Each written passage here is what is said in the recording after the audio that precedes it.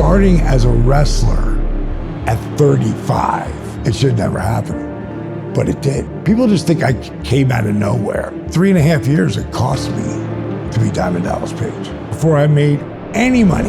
What is it about wrestling that creates the pain, the physical pain, the harm? All the falls, all the bumps. You can't fake gravity. When Macho Man jumped off the top rope and he'd land on my rib cage, I was his crash pad. Every single athlete is one injury away from everything being over. What would your advice be to your younger self? Everything that looks like it's the worst thing to happen to you has turned out to be the best. I break my back and they tell me my wrestling career's over. It wasn't just the best thing that happened to me. It was the best thing that happened to millions of people. And I'm going to teach it to millions of people long after I'm gone. Welcome back to Mulligan Brothers Interviews, and today we are flying out to the US to go to Panama Beach to meet with the absolutely amazing DDP, Diamond Dallas Page. Some of you might know him from his wrestling career, but where I really know him from, especially being from the UK, but where I really know him from is the transformations that he's made in people's lives. You may have seen the video that went absolutely viral on Joe Rogan's podcast of the injured veteran who managed to get out of his wheelchair and then away from his walking sticks to the point where he's running, doing headstands and all that kind of stuff. If you've seen that video, that was Diamond Dallas Page, DDP. Now, DDP runs something called DDP Yoga, and that's exactly where we're heading right now to go experience how he's put this practice into people's lives, how he's managed to change people's lives, and the lessons that he's learned along the way. Just before we dive into it, thank you so much to all our sponsors. I'll mention them a little bit later on to the video. Thank you to everyone who's subscribed. Hit the notification bell. If you haven't yet, please make sure you hit that notification bell. If you want 24 hours early access, go to Spotify. The link is down below. And also you can become a member at Patreon, where you can also get exclusive behind the scenes footage and early access as well. Let's dive into this amazing episode with DDP. Anything is given to you too easily, you don't appreciate it. That's why, like 30 for 30, one of their 30 for 30s was called Broke, because 78% of people who get those big contracts, the guys, it's mainly guys, for professional sports, they don't have anything. And a lot of it has to do with the family, because he's our meal ticket, and and you're making all that money and you don't even realize, like, LeBron James is and Tom Brady are the first guys to say, okay, I'm going to treat my body like it's an instrument that I'm using. Like, this is your vehicle to be a quarterback or be a freaking point guard, or whatever it is. And every single athlete is one injury away from everything being over, being completely done. And college students don't realize it, and they're not wearing anything on their knees anymore in professional football, or their elbows. How hard do running backs or receivers hit that ground? I mean, those guys are ballerinas at this point. I mean, if you can get that double toe touch, because when you're going for that reception, when you're reaching for it, you're normally completely stretched out, and you got to get both feet inside the line before they do it. It's like a toe tap thing. And now they with the instant replay. There's catches. I bet you if you go back and we were to take someone like a Jerry Rice, who is the greatest receiver of all time, a third of those balls they would have ruled uncatchable, because they got to the ground, but it was they knew how to catch the ball. The game has changed. But again, it just goes down to the taking care of your body. Nothing, if your elbows hurt, hit the ground, there's nothing to protect them. Like, why wouldn't you do that? And again, it's because they think they're invincible, and then they're not. they get this, this decent contract to start. And unless they get to the big money contract, that money's all gone because they live over their means, thinking it's never going to change. And I'm always going to have this. And it's just like, I don't get it. Now, a guy like a Tom Brady or LeBron James, who's injured right now, but at 40 is average 25 points a game. Like 8 rebounds, 6 assists. I mean, like, what the hell? You know, that guy got to figure it out. And he'll come back. I bet you he plays till he's 44 or 45. I mean, so much chat about LeBron, about how much he invests in his body financially. Like, people seem to be shocked by that when we're talking about hundreds of millions of dollars of contract or billion, you know, it's so much. Yeah, that's where the investment should be, in the physical body, making sure he can keep going. And they really don't.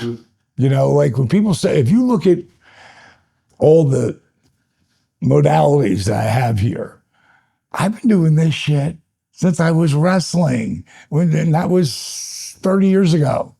Whether it was ice baths, compression sleeves, deep muscle massage therapy, chiropractic, applied kinesiology. Like, I've had this work done on me since I stepped in that ring at 35 years old and started this journey. And I really was just trying to stay as healthy as I could. But at some point it clicked in, because my career finally takes off. I'm 40. And now I'm thinking, how am I going to feel at 50 or 60? Like, I am 7 months from 70 right now. And I'm not thinking about 70. I'm thinking about 80, 90, 100 plus. That's what I'm thinking. How long can I get? And sleeping is where I do the most damage to myself. And, you know, because you get into positions you never get into. Like right now, my back is straight, my posture's good. I'm not back like this slumping because, first of all, this looks better and I feel better. And a lot of people never even think about that. But the outliers do. Just for context, will you just introduce yourself by name and what you do? I'm Diamond Dallas Page, actually Dallas Page. Most people don't know me as DDP.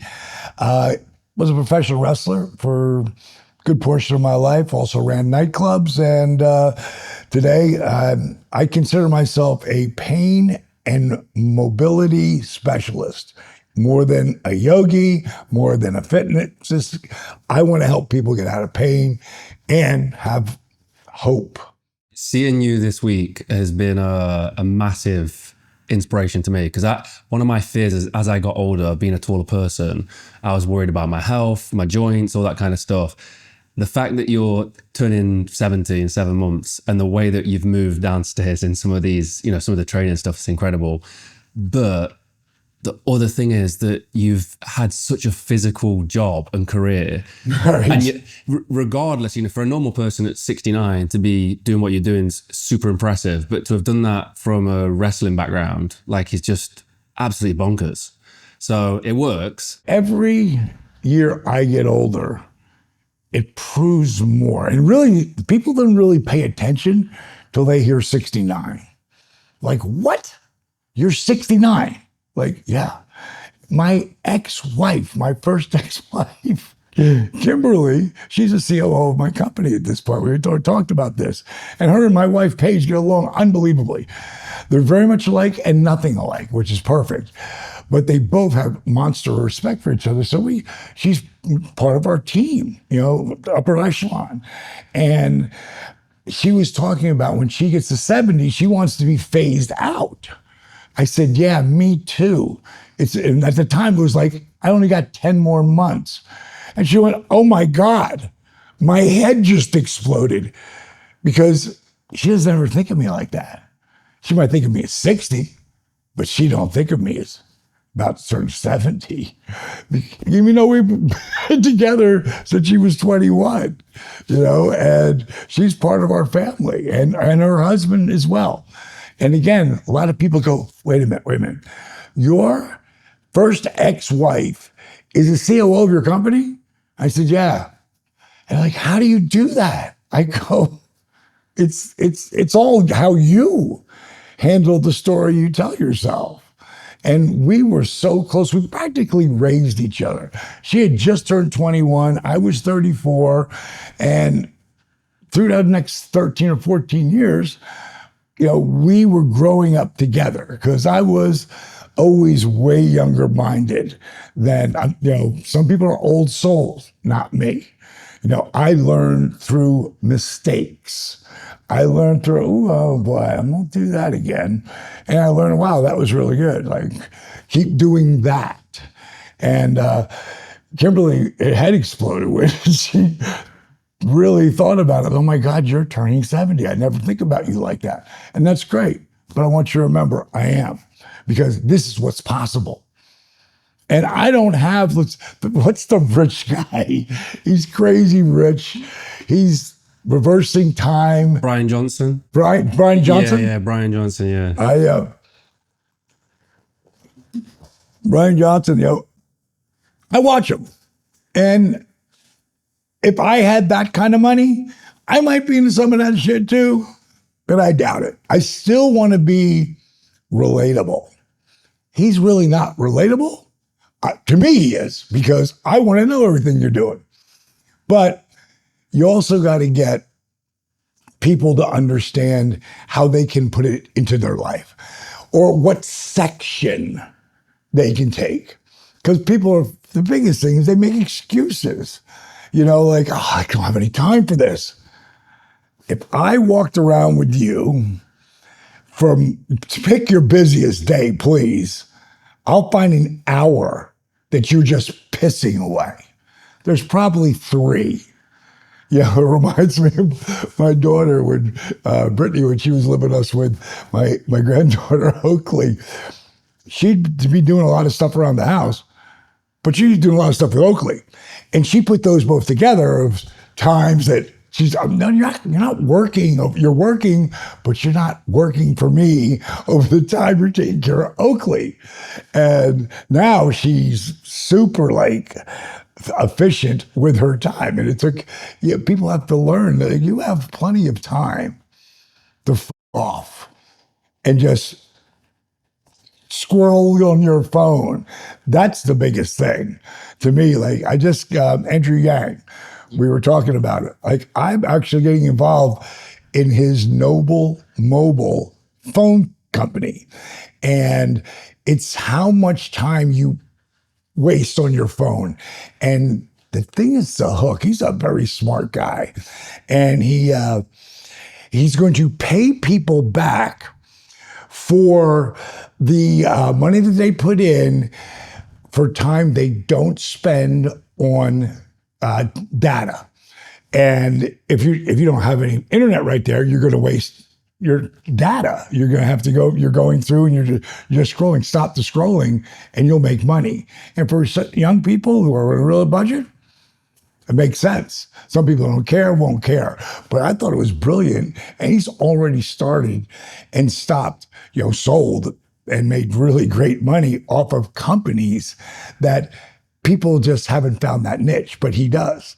And literally, we just, decided to work together last week. But to me, it's a great idea.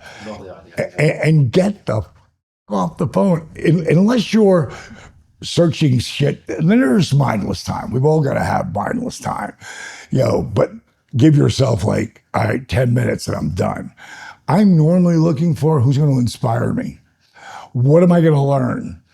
Oh my God, that's a great way to do that. Shoulders. Okay, maybe I'll work on that. I'm constantly looking for people who are doing stuff like me, and I might take 1 or 2 of those things and put it into my program because it works. And that's how I really have built everything. Trial and error.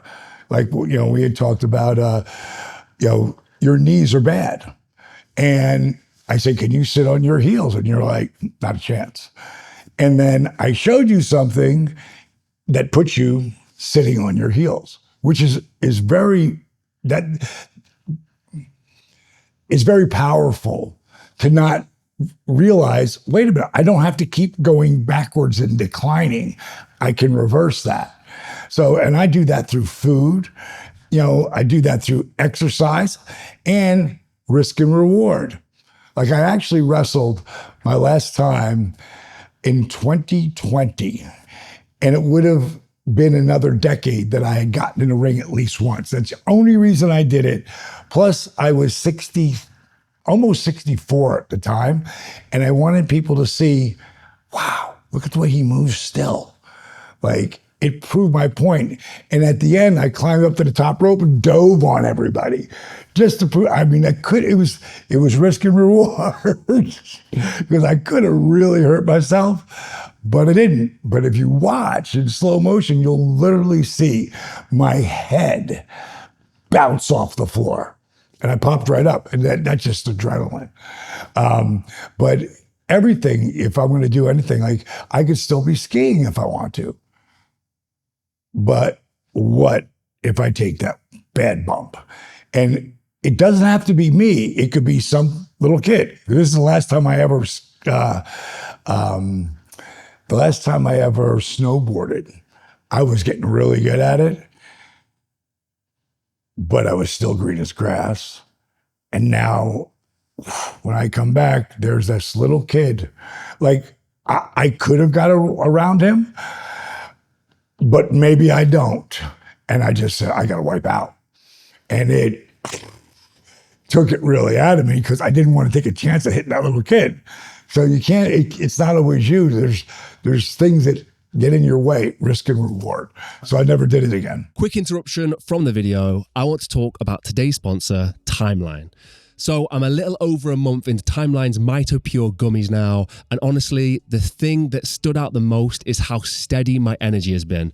Not a spike, not a crash, just consistent, I feel like myself again kind of energy. And it makes sense. The whole idea behind Timeline's Mito Pure gummies is that they work on a cellular level, literally helping your cells make more energy efficiently. It's the only clinically proven urethylene A supplement, and the studies are pretty wild. Up to 12% increase in muscle strength after 16 weeks. That's insane. As someone in his 30s who's juggling millions of projects, that long-term approach is exactly what I need. This isn't a quick fix. It's more like upgrading your body's internal batteries. And the fact it's vegan, clean, and delivers 6 times more urethylene A than a glass of pomegranate juice makes it super easy to stick with. I keep the strawberry Timeline gummies on my desk now. I take 2 every day, and it's become a part of my routine. It's honestly one of the simplest things I've added, and it actually feels like I'm making an investment into my long-term health. If you want to stay strong, energized right now while getting the longevity benefits long-term, Timeline is offering 20% off exclusively for our viewers. Head to timeline.com/Mulligan Brothers to get started. This is one of the easiest and best decisions you can make for your long-term health. Go to timeline.com/Mulligan Brothers and start investing in your health today. Let's get back to the video. With the training you're doing this morning, you could probably, the same amount of calorie burn or effort that you're putting into slogging, you'd probably have to run like 3 or 4 times more distance, but you're getting the same kind of workout, but it's safer. You run on soft sand. It's harder. It's harder, yeah. It's like running. Ask anyone who's run on the beach. They don't want to run in the sand. Especially that sand as well. That's like fine powder. That's tough to run in. It sinks. But it's like over the last year, I've really got into like my feet and my hands, because I know some of my buddies who can't do this, they can't do that anymore. A lot of you see, I'm always telling you to open up your fingers and work your hands, but now I'm getting into this stuff. When I'm watching TV, it's a ritual for me. My feet and my hands. If you watch the way old people walk, me being old, I don't walk like this though, they don't use their toes. And you've got shoes on that are meant for your feet. They're wider at the front, short, skinnier at the back. That's the way our foot's designed. You're not supposed to. The women who get the bunions and the toe turned in because they're squeezing in to this, like I squeezed into cowboy boots for at least 2 decades. You never see me on a one anymore unless it was a rounded toe. Because again, I'm getting my feet to finally move it's so important. Like you don't ever think about it. It's kind of like your breath. The breath is the most important thing we have, but we never think about it until we don't have any. Then it becomes pretty important. And it's the most important thing. And if you can really own your breath, and I'm talking about I'm talking about 3 seconds and then for 3 seconds. I just did a cameo with a guy who has anxiety, but he's proud of himself. He's finally under 300 pounds and wanted to show some more tools from my toolbox that would help him, get under 200 pounds. He's got a journey ahead of him, but he's the first time he's at least putting himself over for being under 300 for the first time in forever. Give yourself that self-high-five, that pat on the back, instead of talking, I still look like shit. I'm worthless. I mean, so many people say such bad shit about themselves. I don't do that. And if I ever say I can't do this, I say yet. Because the yet makes it possible. I can't do this, you're right. That's one of my favorite quotes ever. If you say you can or you say you can't, you're right. And it's the truest thing ever said. Yeah, I love that. And the yet makes such a difference. I think we was talking about Dwayne Johnson yesterday, but I think he said in a speech something like that, the line between I can and I can't is how you say it, or what you say. I butchered that, but something along those lines. The big thing that he picked up on, when Butterbean walked, I can't even say walk, hobbled into one of my homes that we called the Accountability Crib. It's where we filmed the resurrection of Jake the Snake. So it's got this healing atmosphere. But when he walked in, he was like the 5th person, and 4 out of 5 are pretty much crippled up. There was one girl, Cece, she got around fine, and she made 335 pounds. She wore that better than any woman I've ever seen, because she still looked pretty good. And when she got under 250, like, she looked really good. Like, she just had that, she had a bigger frame, but looked great.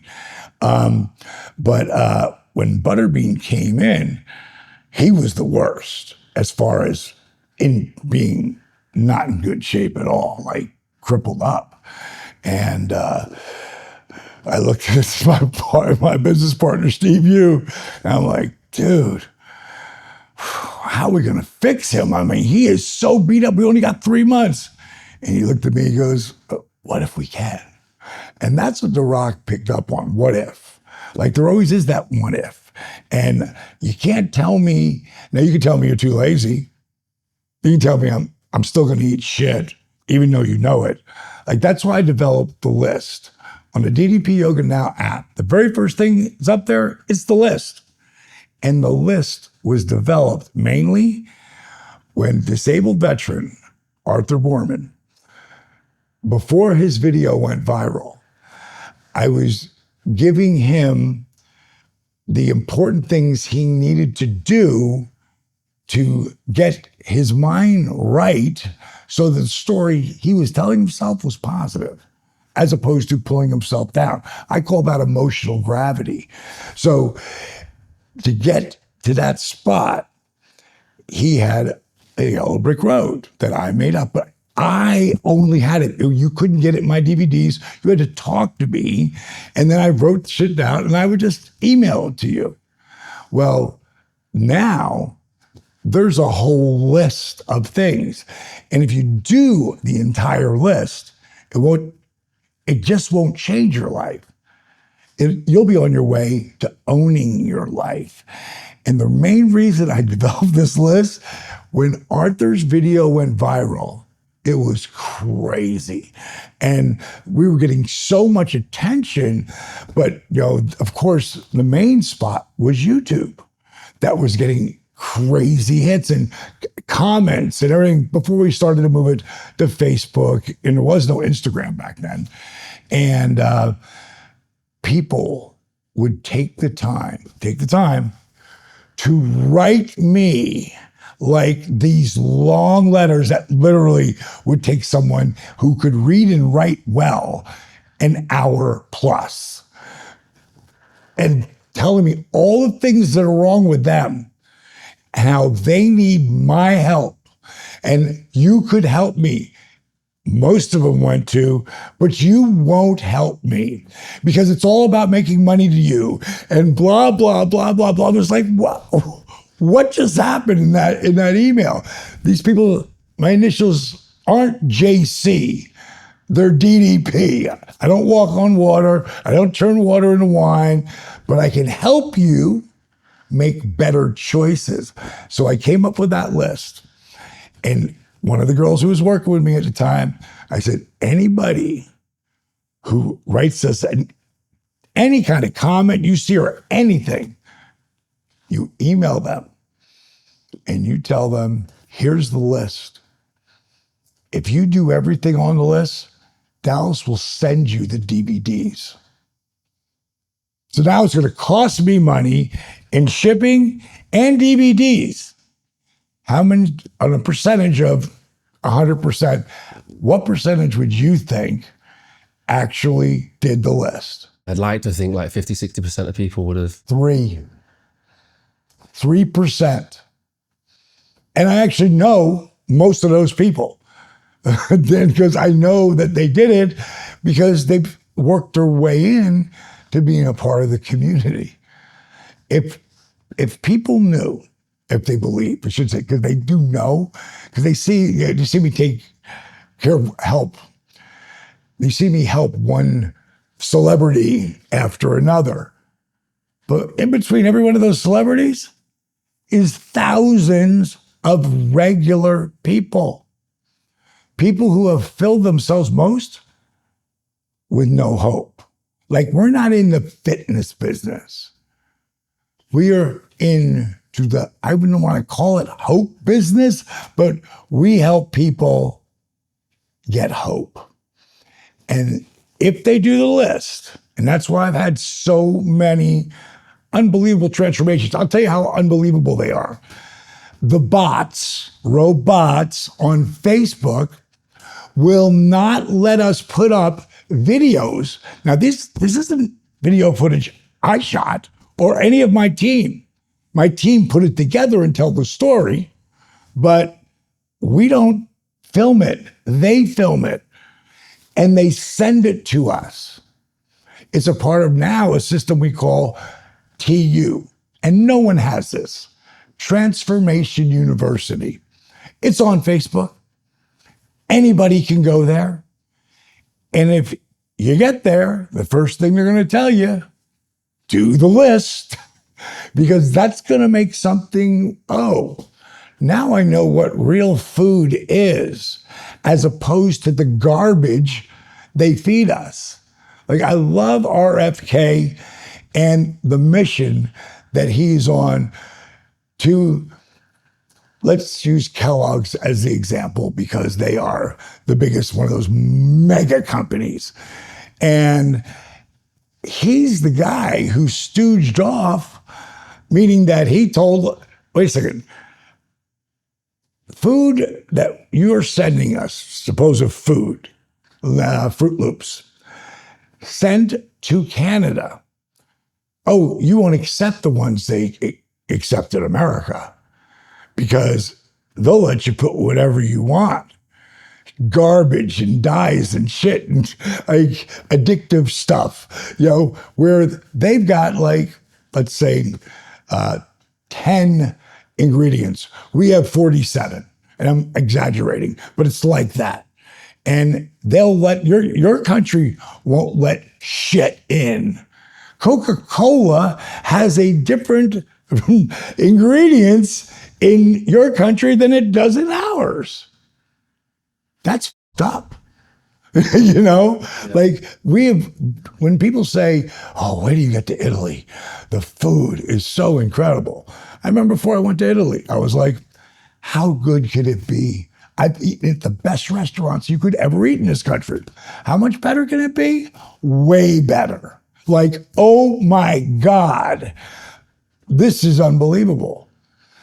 Like you guys in the UK, when I first was gluten-free, coming up on 20 years ago, it sucked. It was as bad or worse than ours. And it wasn't hardly anything that was gluten-free. When I came back there 5 years later, wow, bread. Like bread. One of my guys, I was doing a workshop we did like 4 different cities, Birmingham and London and Newcastle and Glasgow, DDP yoga tour. And in between that, I did autograph signings and, speaking gigs and all that too. So we made it all like a tour. And one of my guys, Hayden, who is from London, and he is also the head of our certification program. And I said, bro, would you get me some sandwiches? He knows what I like. And he brings me like, the sandwiches in there, and it's got the cellophane over top of it, and it's out of a machine. I don't eat shit like that, bro. I go, I can't. And they didn't toast the bread. It's going to be so bad. But I was so hungry. I got to eat this. I bit into it. I was like, oh my God. But all right, this was just put in there yesterday. The bread, it was delicious. I wanted to go back to that same spot where he got it before. Because again, I don't know. The only thing I can think of is whoever makes all the ingredients for whatever it is. Like now the new thing I'm hearing all over the internet is nicotine's good for you. They don't say it. Nicotine's good for you in its rawest form. Because how can nicotine be good for you? It causes blah, blah, blah. According to, social media, there are people who really believe it. Nicotine actually is good for you. And it might be true. Because again, I don't know what's real and what's not real anymore. I only know what I can control. And that's why I don't get involved with really anything I can't control.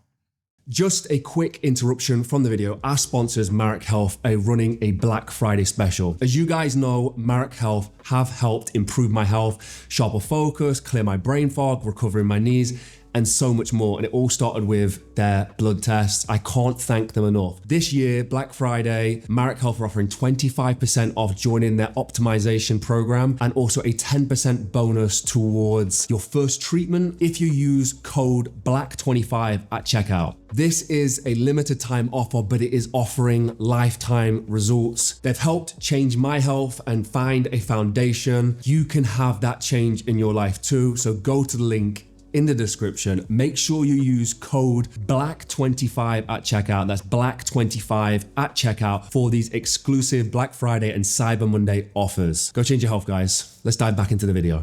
The ingredients thing's hilarious because every single American food, we have a fake version in the UK, and I can tell you they do not taste the same at all. Like, what we had? We had tried Skittles the other day on a run. Skittles are like worse.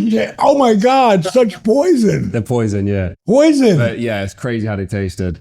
Just for context, we've got a predominantly American audience, but there are some people. There's a decent chunk from the UK as well. Where did you grow up, and how would you describe it to someone from Britain? By the time I was 3 years old, my mom was married, divorced, and had 3 kids. She was 19 at the time. When my parents split up, my brother and sister went to live with my mom, who in turn gave them to my grandmother so she could move up to North Jersey, make more money to help support that side of the family. Me, I went to live with my dad. Problem was he was a wild man too. I was a 3-year-old little wild man. My grandmother couldn't have handled my infant sister, my 1-year-old brother, and me. So my dad took me, but he couldn't even spell the word father, let alone be one. So I bounced around from one family to another like a pinball. At some point, my dad brought me to live with my grandmother when I was 8 years old. And that was the last time I would see him sober or talk to him when he was sober for well over a decade. And he wasn't a bad drunk, but he was a crier, because he felt bad. And when you're a little kid and you're talking to your dad, you're all excited to talk to him. And then at some point he starts crying because he feels the guilt of everything that goes with that. So that kind of, by the time I was 15 or 16, I was like, I'm not taking that call. And eventually he tried to fix it and he got sober for a little while. I'm like, dude, go back, start drinking again, because you are an asshole when you're sober. Wow. Between the ages of 3 and 8 then, what's that like for you as a kid? Like, did you realize what was going off or? No, I had no idea what was going on. All I know is I stayed at a lot of places. Sometimes it would be just me and my dad. He eventually got married to a woman who he had 2 more kids with, who I considered my mom over that short period that we were together. She's a really good lady. That was the first level of actual, I guess, normalcy that you would say, according to how other kids are raised. But still, we bounced because my dad wasn't doing that good financially. So we bounced from one family member to another. I say I was bounced around like a pinball. And looking back, a lot of kids who are older, they never let it go. Like my father, before he died at 85, the week before was still bitching about his mother, and keeping a thumb on him. And there's times where to cut him off, I would go, Dad, you realize you sucked as a father, right? Like, and then you get upset and I got to go. Well, God, see it, And I love my old man. He was a good guy. He made really bad decisions. When he died, my sister was like, well, is there anything you want to write in the obituary? And my sister never even knew him till she was much older, because he was never around and didn't remember birthdays and all that shit. That's the one fallout thing I have. I suck at that. Without the phone and giving me dates, I would forget that. That's the one thing that I would say that fell out on me. Like, if he can't remember my birthday, I'm not going to remember yours. And it just became a block in me somewhere. I don't know. But I see guys who really hate their parents. And it breaks my heart to a certain degree. Like, I don't hate my dad. I just know he was a up. And so my sister, when he died, she asked me, what would you like to put in anything in an obituary? I said, put down he was my role model of everything I would never be. And gives you a goal. The bar was set really low, and I got through it, I don't in any way hate him or mad at him or any of that. This is who he was. And that's the thing I took away from getting bounced around from one family to another, was it made me incredibly adaptable. And we talked about this the other night. I could be at a dinner, with a CEO, Fortune 500 company guy one day, or riding motorcycles with my buddy Chuck Zito the next. And Chuck was the president of the New York chapter Hells Angels for 25 years. And we're just happened to be really good friends. And I'm really adaptable like that. I don't judge people. Most people judge people. I don't know why. To me, it's a waste of time. If I have something to say, I'm going to say it to you. I'm not going to talk your shit about you that I wouldn't say right to your face.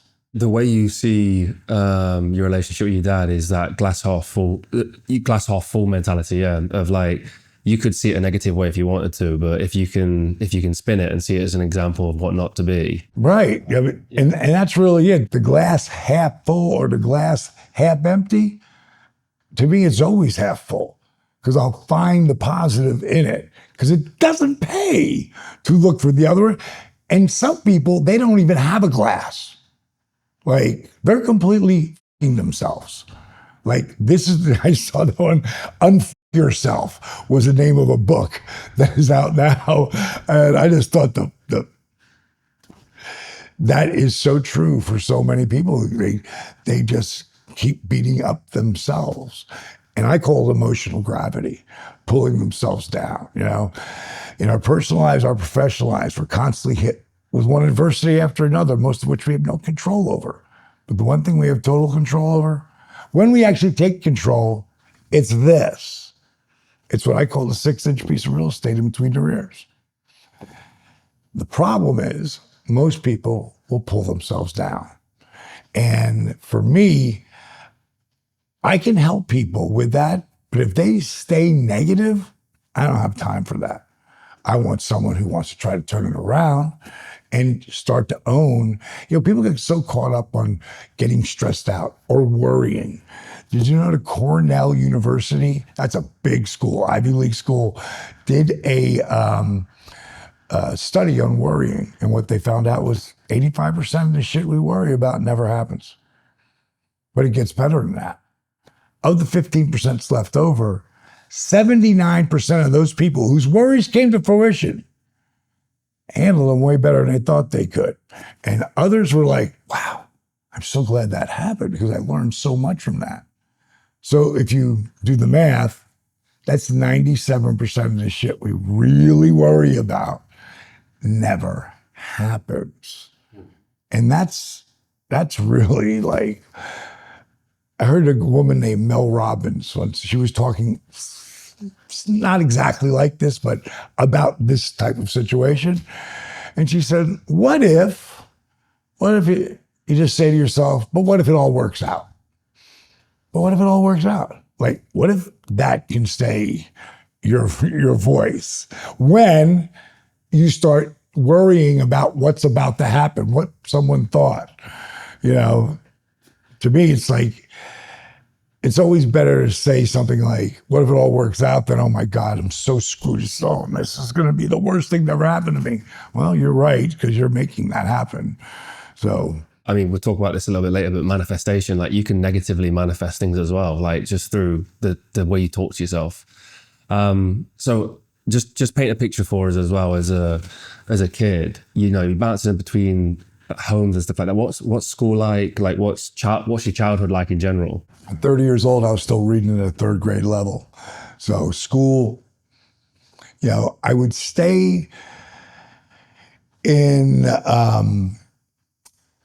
when the teacher was talking, I'm listening. When they said start reading, it was really hard because I couldn't read and sound like an idiot, trying to read. And so that was one thing. Growing up dyslexic with ADD, never have any idea. No one knew what dyslexia was in 1965 or 67 or 68. No one had any idea. They just thought we were stupid. So again, I tried to listen as much as I could. The worst speller, I was always the first kid out of the spelling bee competition. I found ways to get around it and cheat, whatever could get me by. And again, made me really adaptable. And looking back, there's so many people that now realize, wow, Muhammad Ali was dyslexic, but one of the greatest orators ever. He wasn't somebody stupid, but he couldn't really read.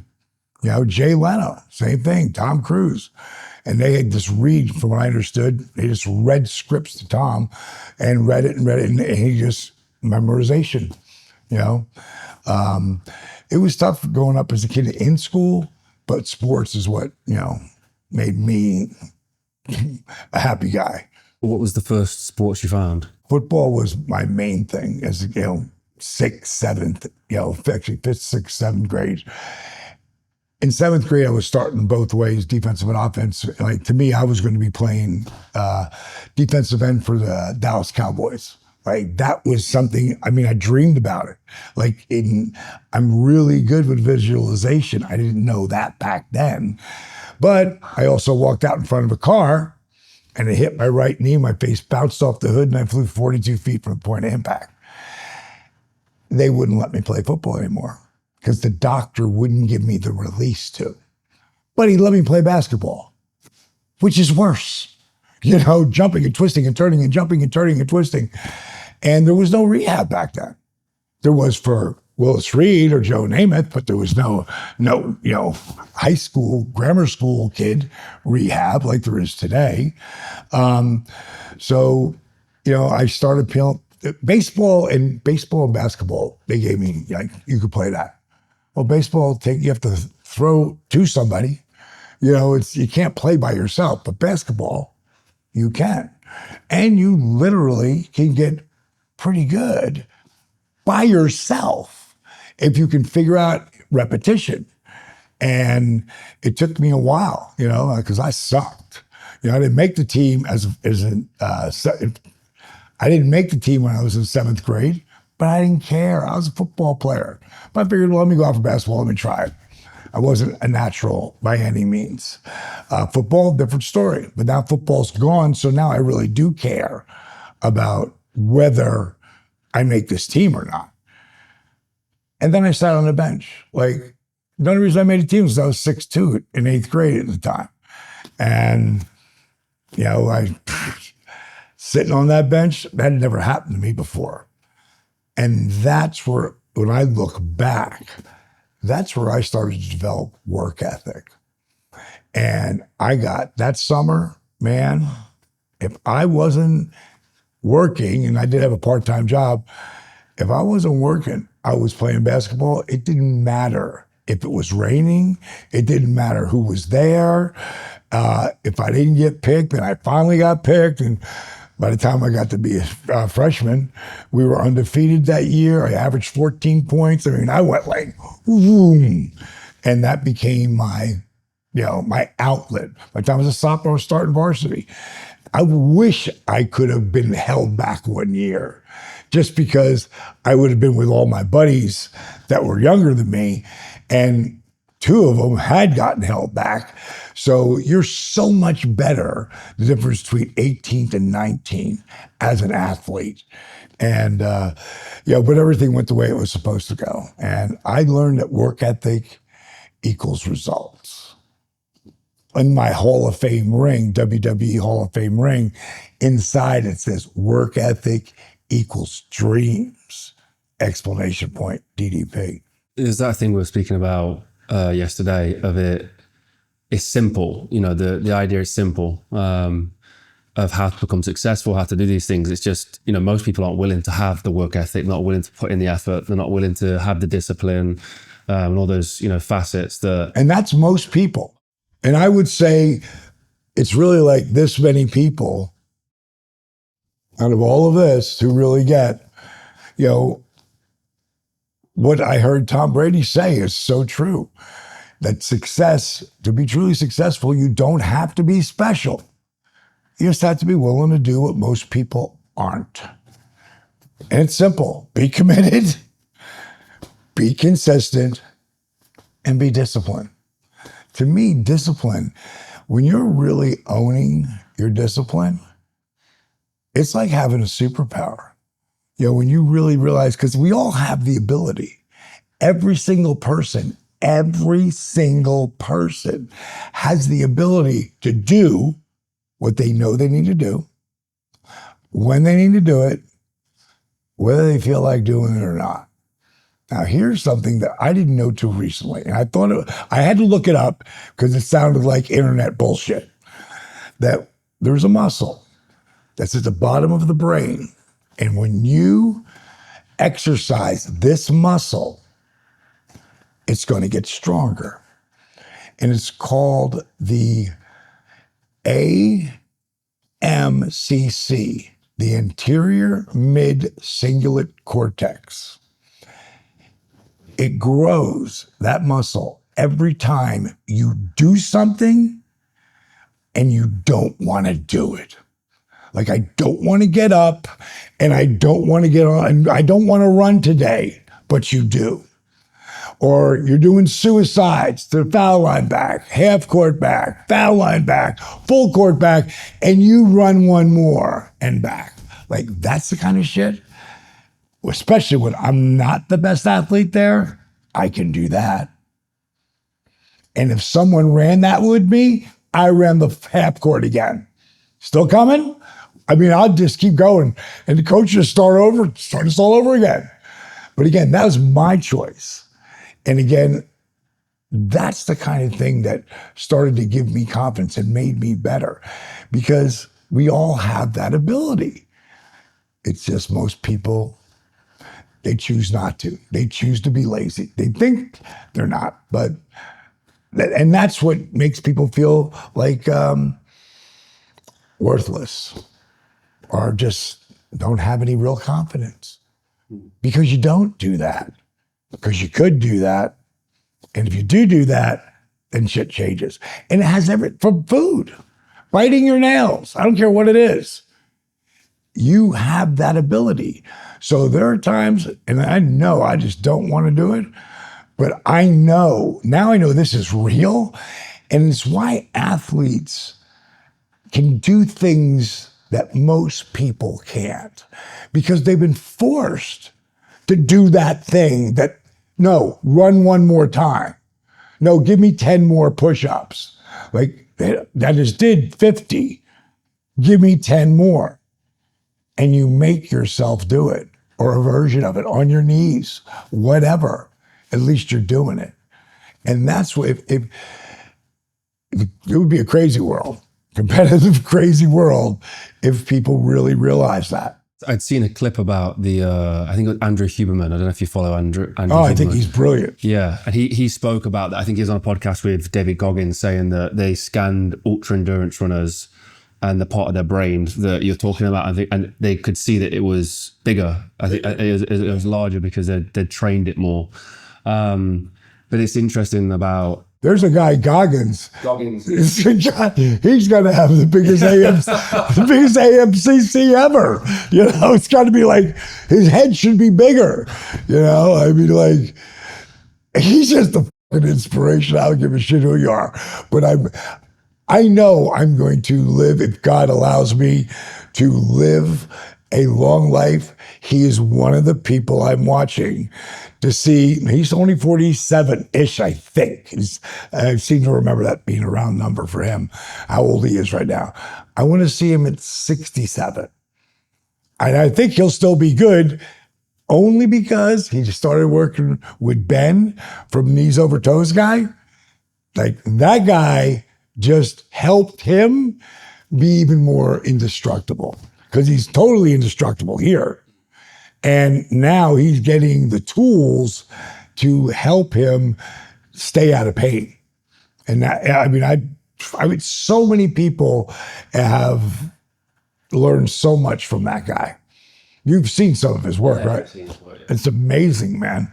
Like, that cat, like, let me see what you can do. You know, and he can do it. You know, he can do it. And, you know, he wants to be dunking when his son is old enough to learn how to dunk, which these kids today I don't know if you paid attention to it, but these kids are jumping out of the gym, and no matter what color they are, because white men can't jump. They did a movie on it. Bullshit. Yeah, they can, if they put the work in. And, man, it's incredible. I saw a guy with a 51-inch vertical the other day. Like, just... Yeah, it's like it's nonstop progression. Some of these guys, like 12, 13 years old, dunking, like, out of the gym. Like, it's crazy. Jumping, like, when you see some, I can't remember the guy who did it, who's a pro, who won the dunk contest, but jumping, grabbing the ball off the top, coming under his legs. And I haven't seen another guy do it the other day where he went up, did something crazy, and I mean, it was just amazing. Amazing. You know, what these kids can do today. And again, you look at the guys, this is visualization, that are running on the top of these skyscrapers, that a one wind shift could blow them off. Like, they're literally playing with their lives, and they have an inner self-confidence that they think they can't be hurt, you know, or, you know, guys who are surfing 100-foot waves. There are guys who drowned, you know, surfing 100-foot waves. But the guys who see it, they're training with the weights in the pool under the water. You know, there's certain things like picking up rocks and stuff. Like that's how those people can hold their breath for like 7 minutes and be fine. You know, like I'm going to dive. It's time I'll be down there in 6, 7 minutes. But they've trained like that. So again, the AMCC again, all of that is that. I mean, just on that thought as well, I think we get a lot of people saying, well, I would do that when I find my passion, I'll do it. Like, but I think there's something to be said for having the mentality before, even in the things, doing things like that you don't want to do. There's a quote, and I can't remember it, but how you do everything, how you do something is how you do everything, or it's along those lines. But if you are out there bricklaying, sweeping the floors, whatever it is, if you do that passionately with purpose and to the best of your ability, when you eventually find that thing that you're passionate about, you'll have all the foundations to work in the same way, passionately, with purpose, really hard, all those kind of things. But it has to begin with whatever it is, whatever you're doing, you have to work hard. You have to have that mentality. And I think it speaks volumes that you found it in basketball and you applied it to every single aspect of your life. Like it wasn't just... I didn't even know it at the time until I really got into like understanding, you know, like, and the first thing I went after, I agree, just like discipline is a superpower, it's your breath. And I want to know, like, why does that work like that? And then when you know, I went to a journal and, you know, a medical journal, and they said, when you're, you know, they deal with stress and anxiety, your hypothalamus, you know, that's connected to the pituitary gland in your brain, helps you deal with stress and anxiety due to the physiological effect it has on our nervous system. Okay, that made sense to me. All right, so our nervous system, you know, and you see all the different charts of our bodies and like what they look like under the skin. It's really crazy, you know? And then when you add in that breathing in and out, and I always, to me, as we talk about breath, yeah, like my buddy sent me that book to listen to, and I was already on that page, but I wanted to hear what they said. And a 5 count to them, they thought was like a perfect count as far as owning your breath.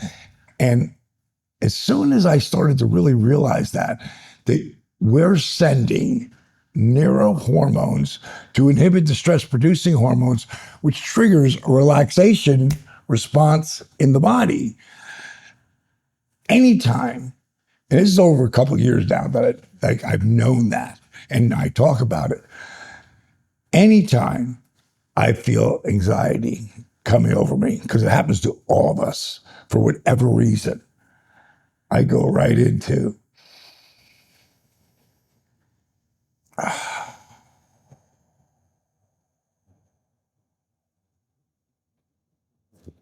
by the time I hit my 5th breath, it's gone. Like, it's crazy. Like, I'll go, okay, now you're tripping out on something that's got you stressed out. And okay, I just go right there. But anxiety comes out of nowhere for no reason. But you can control it. Most people wouldn't, they don't believe it though. Yeah, no, you definitely can. Yeah, I think and breathing is the way forward for that, for sure. It's everything. It's a superpower. What's the first time you had experienced wrestling? Like not physically, but the first memory you have maybe of seeing it on TV or going to a show or a magazine? As a kid, you know, watching, you know, because it's been on TV since before I was born. You know, the 50s is when wrestling became, the TV became, and it became entertainment. But people really believe it was still real. Some. Oh, no, it's all bullshit. But it's really fascinating when you look at some of the matches that you could think that it would be, like some people would think it's all real. Like, it's so much a show, you know, and the more over the top, the better. But to me, those guys were like superheroes. And it was something I just didn't, I enjoyed watching. And then watching it, seeing it live, me and my buddy, John Shipley, I used 25, I was 23 at the time, and we followed Gorilla Monsoon because he was the main event at this arena that we were at. So it was a convention center with it was the middle of summer, no AC. So it was hot as hell. And there was no showers in the back of this place because years later, I would end up being there doing a charity thing. But Gorilla, when he got out of the ring, his bag was waiting right there and he left with all the people. And how do we get into wrestling, Gorilla? How do we get in? And we bothered him all the way to his car. And he finally gave us a number. And it was some guy who was one of those guys, oh, he's going to get beat. Like it was, back then they called them jobbers. Like, this is your job, put the other guy over. Now they're called enhancement guys. And he wasn't the greatest wrestler, but he could give us a little bit of a background. And I literally spent like 3 months. And then I hurt my knee in a match. And I was like, okay, I want to come back to this. But, I've been in the bar business since I was 17.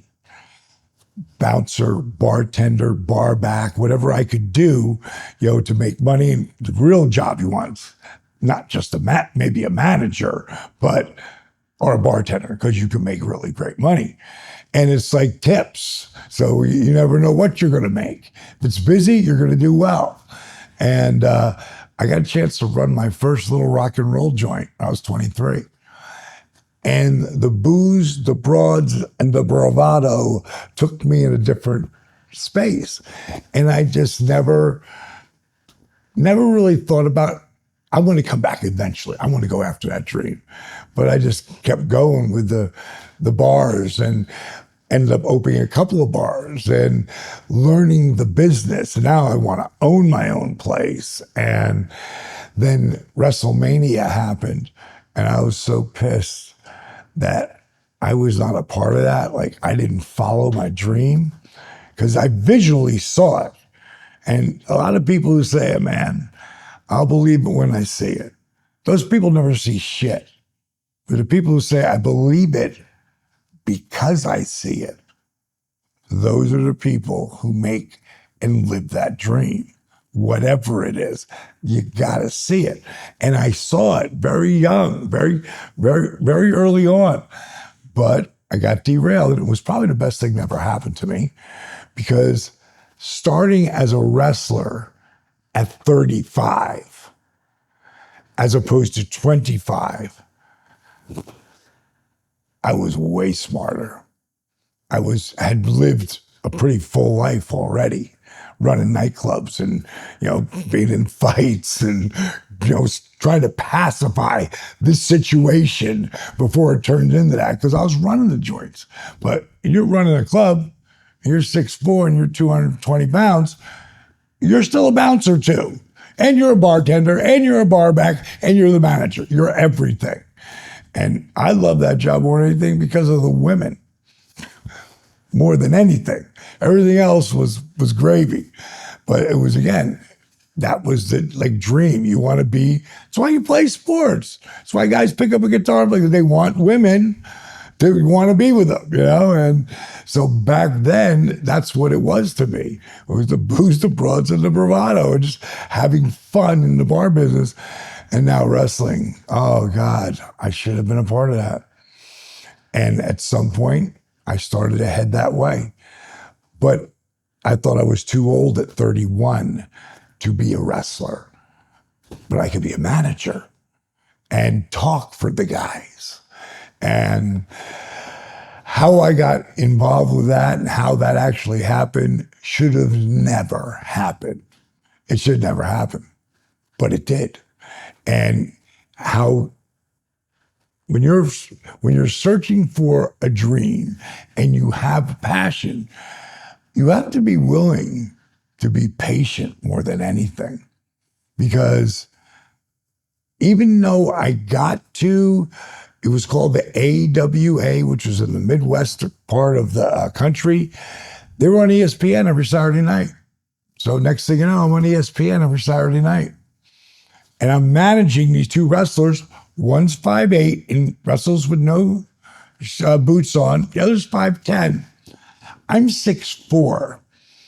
With cowboy boots on, I'm like 6'7". And everybody's like, when's this guy going to wrestle? Oh, he's not.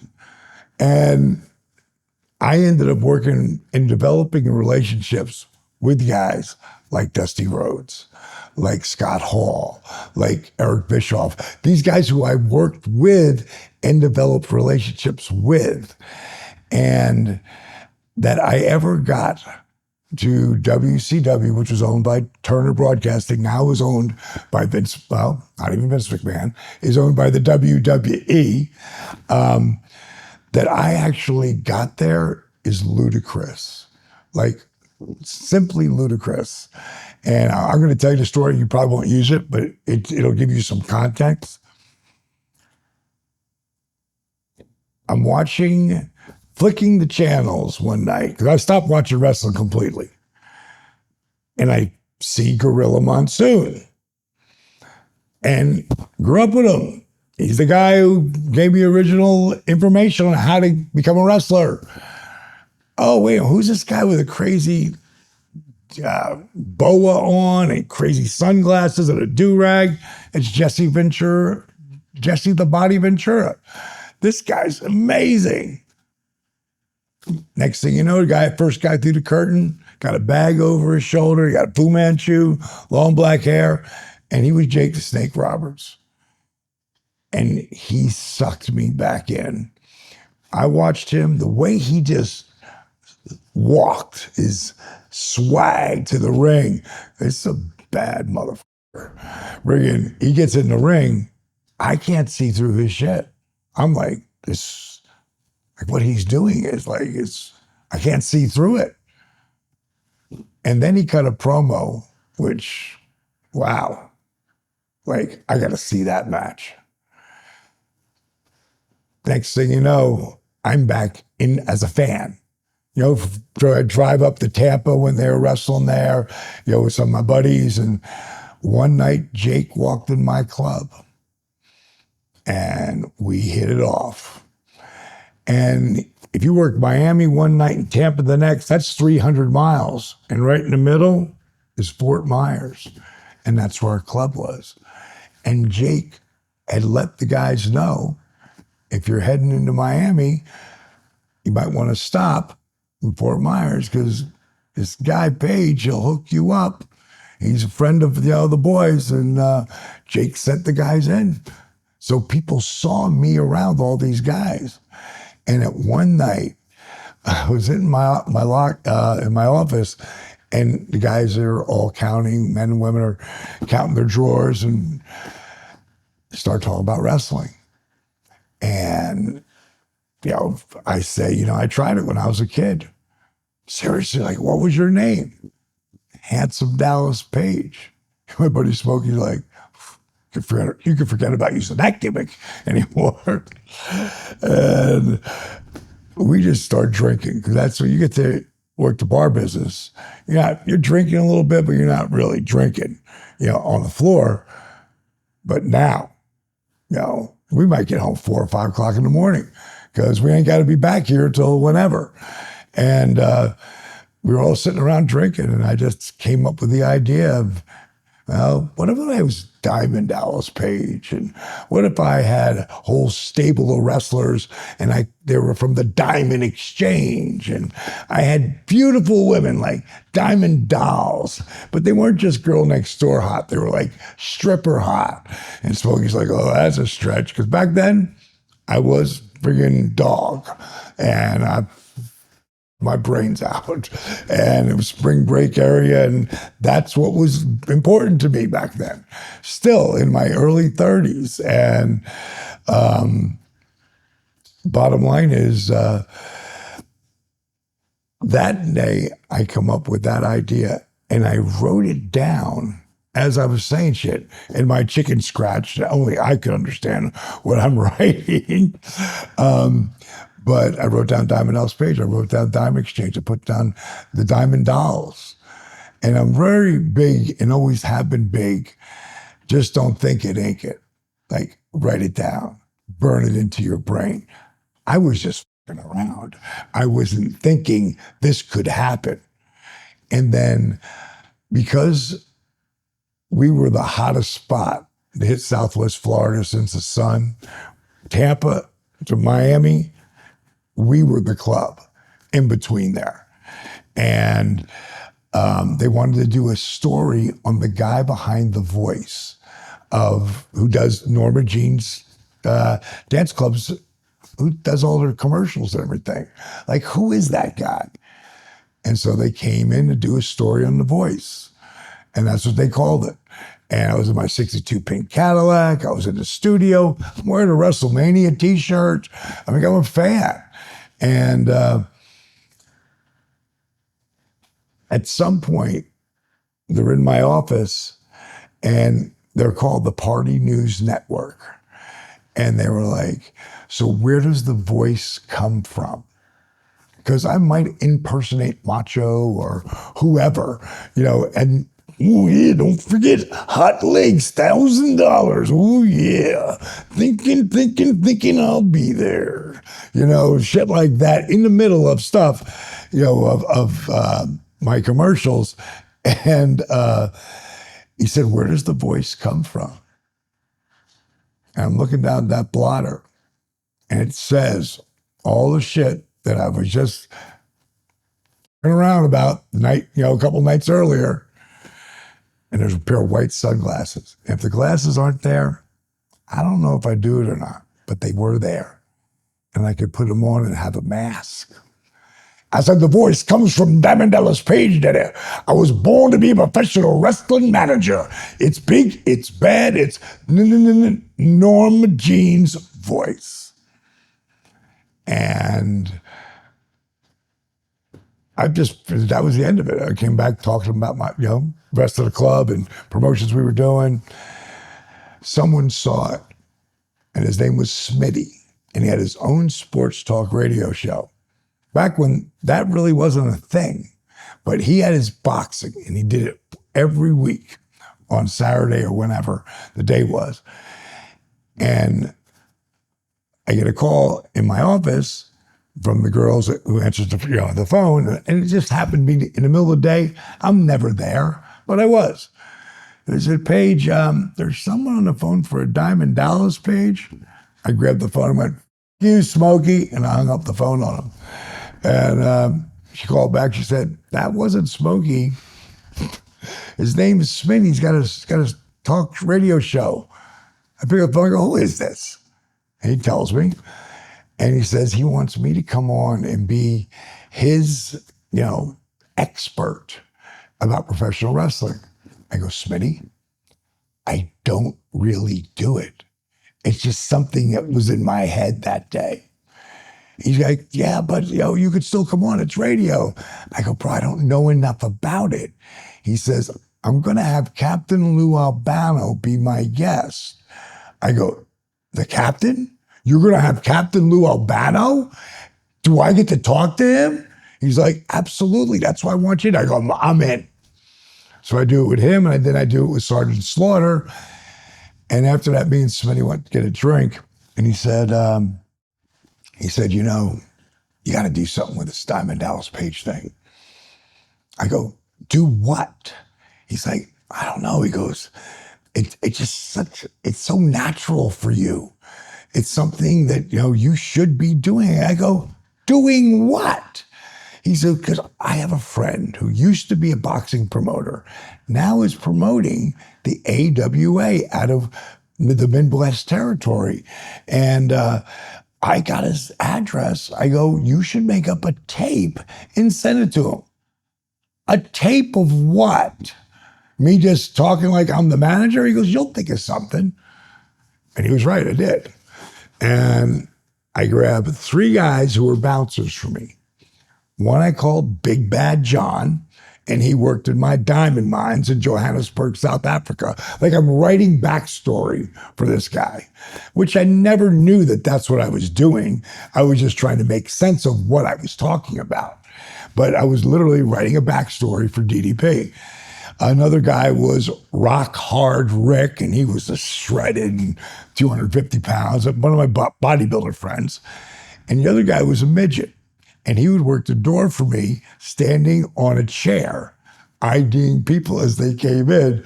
So, and I called him Ted E. Bear. And I grabbed a couple of my waitresses who'd be Diamond Dolls, and I made this videotape.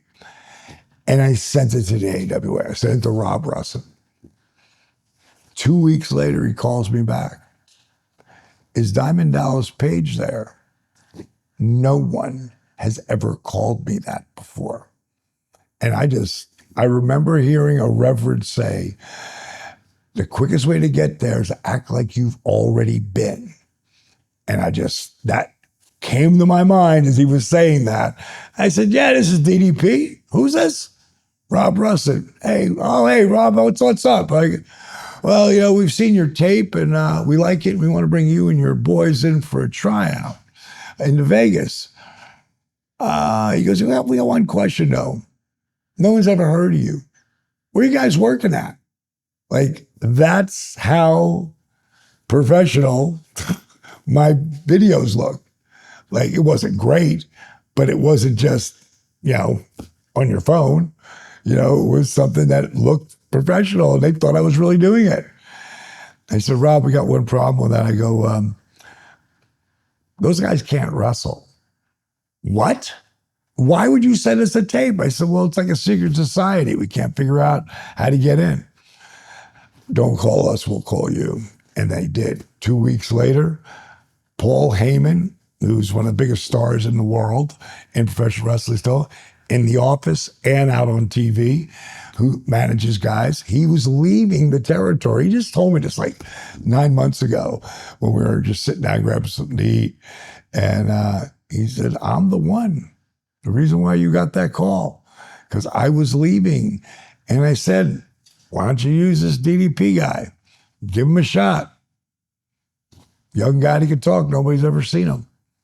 So that's how it started. And it never should have happened. Like, it should have been dead right there. If Paul E. Dangerously, which is the name he went by back then, if Paul Heyman doesn't leave, there's no opportunity. And all that gave me was to get my next opportunity, which would be with Dusty. And I was just watching Dusty's, one of his documentaries that they did on him last night. And the spot where he leaves Turner Broadcasting, Ted Turner, you know who that is? No. Yeah, but you've heard of Turner, yeah. They wanted Dusty to be a heel. They wanted him to be a bad guy. He's one of the biggest baby faces of all time. And he's like, no, I'll go back to Florida where I was kicking ass and we're going to pop that territory. But those days were over because Vince had taken all the top guys from all of these, let's call them territories. And that was only because Vince McMahon's father died. And now he's taking all the chances and promising everybody everything that he doesn't know if he'll be able to deliver or not, but he was. So it was pretty crazy that it even got to be where it was at.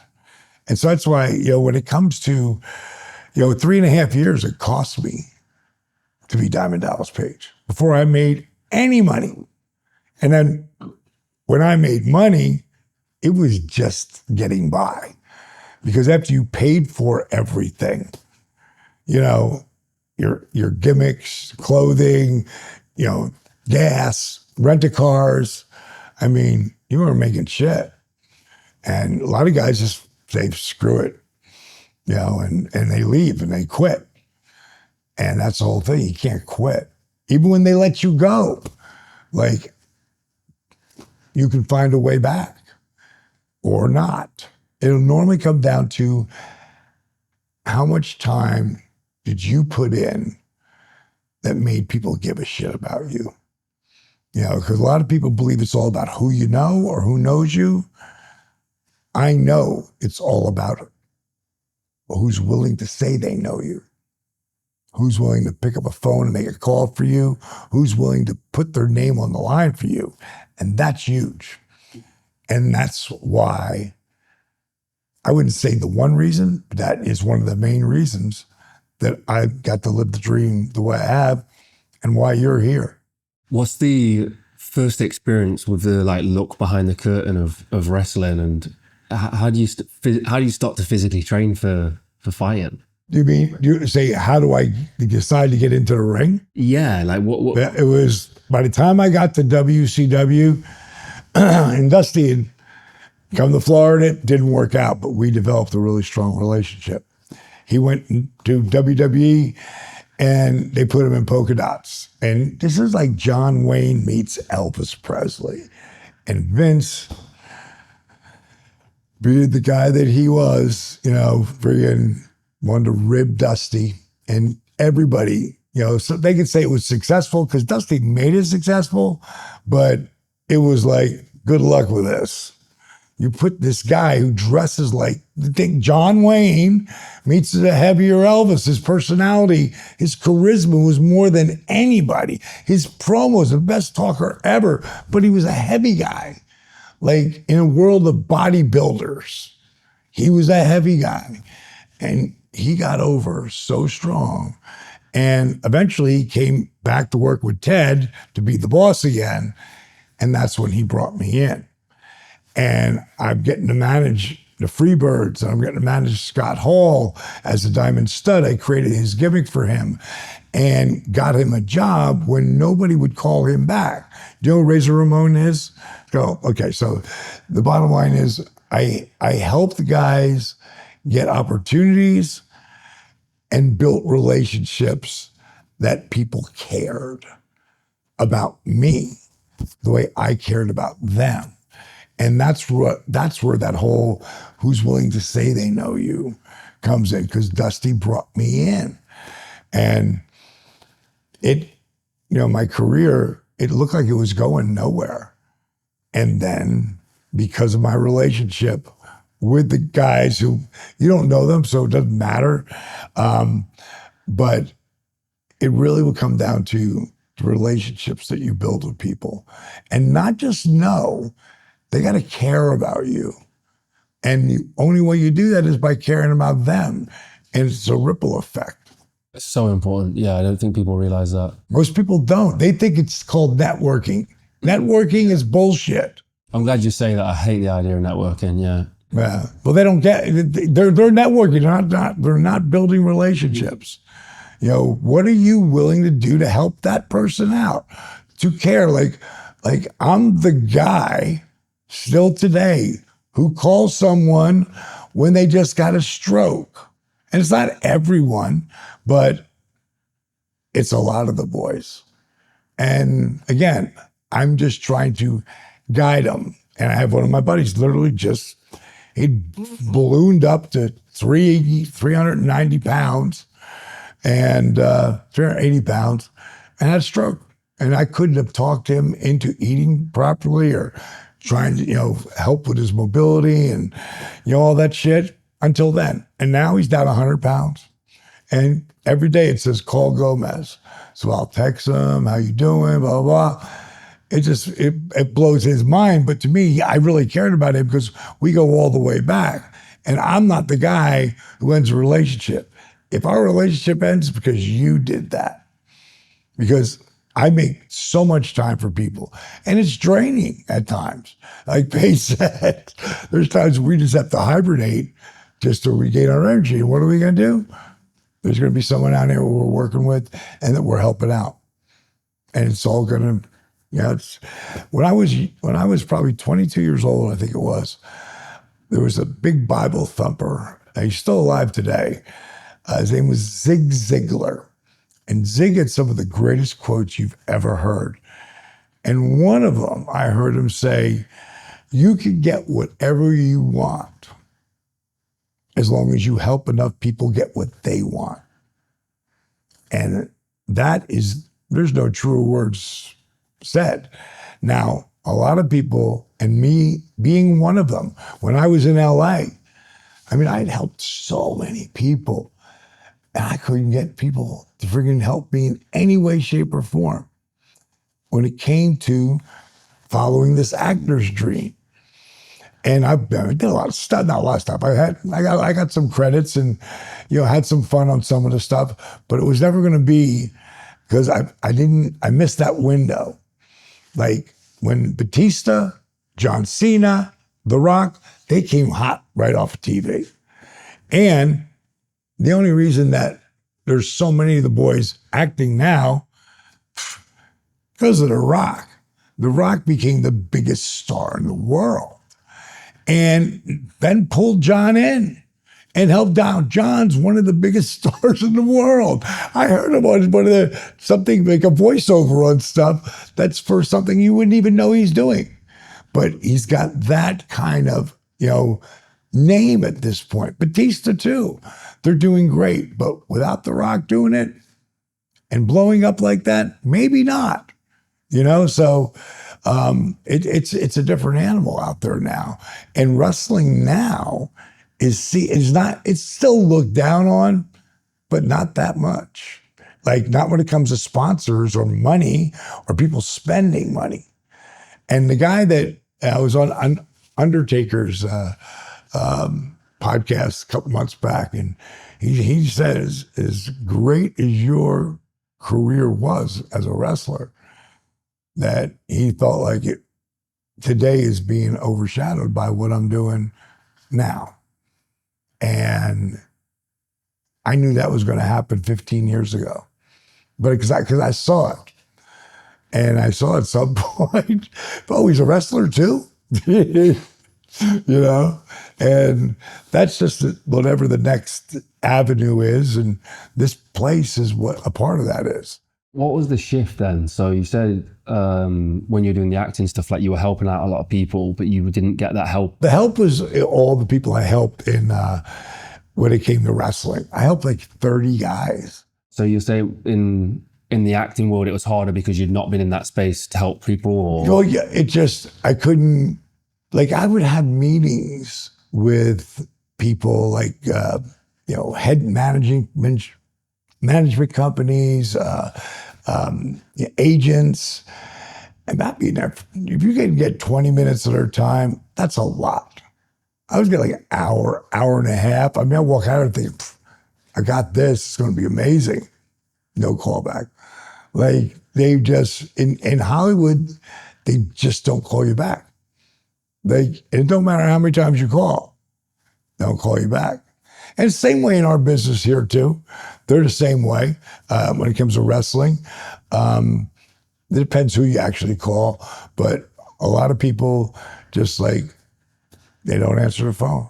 What was the first match? Like your first, did you enjoy it straight away? Did you know that you wanted to keep doing it? The first match, I was friggin' so nervous, because I'm a perfectionist. And believe me, I watched that first match I ever had, singles match, and the guy who's writing, Rory, who's writing the script for just Resurrection, and which is about me and Jake and the whole thing. And he found the first match, and he was saying things that I did, like came off the top rope, and you stumbled in a couple different spots. I'm like, no, I didn't. Oh, yes, I did. I mean, he showed me, I was like, oh my God, that is pitiful. And it took me and Jake getting back together, because Jake was going to come in and work for Ted Turner, and the guy who came in to run the show screwed him and ripped up his contract before Jake had a chance to sign it. He thought it was all done. And Jake ended up literally calling me up because I was let go because they tore my rotator cuff. And this is the part where no one really knows that, people just think I came out of nowhere. Because in 1990s, end of 96, 97, it was me and Stone Cold Steve Austin were two of the hottest guys, in the business at the same time. And he was in WWE and I was in WCW. And it just, when both of those careers were going crazy like that, and I was a wrestler of the year in 1997, people would be like, oh my God, it's like you came out of nowhere. I just said, yeah, I'm an 8-year overnight success. I mean, that's really what it came down to. The same thing in DDP Yoga. It took 8 years before we made a dime. And after that, we had a great 14 years, you know. What's the rise like then to become, you know, one of the faces of wrestling, win the belt, all that kind of stuff? Like, what's that sort of trajectory like? And what was it like when you eventually got there, like you arrived? When I finally, and it really was before any of the belts or any of that, it was me being able to work in the main event. And it was with Randy Macho Man Savage. And like, arguably one of the greatest of all time, you know, had an unbelievable run on top for like 25 years.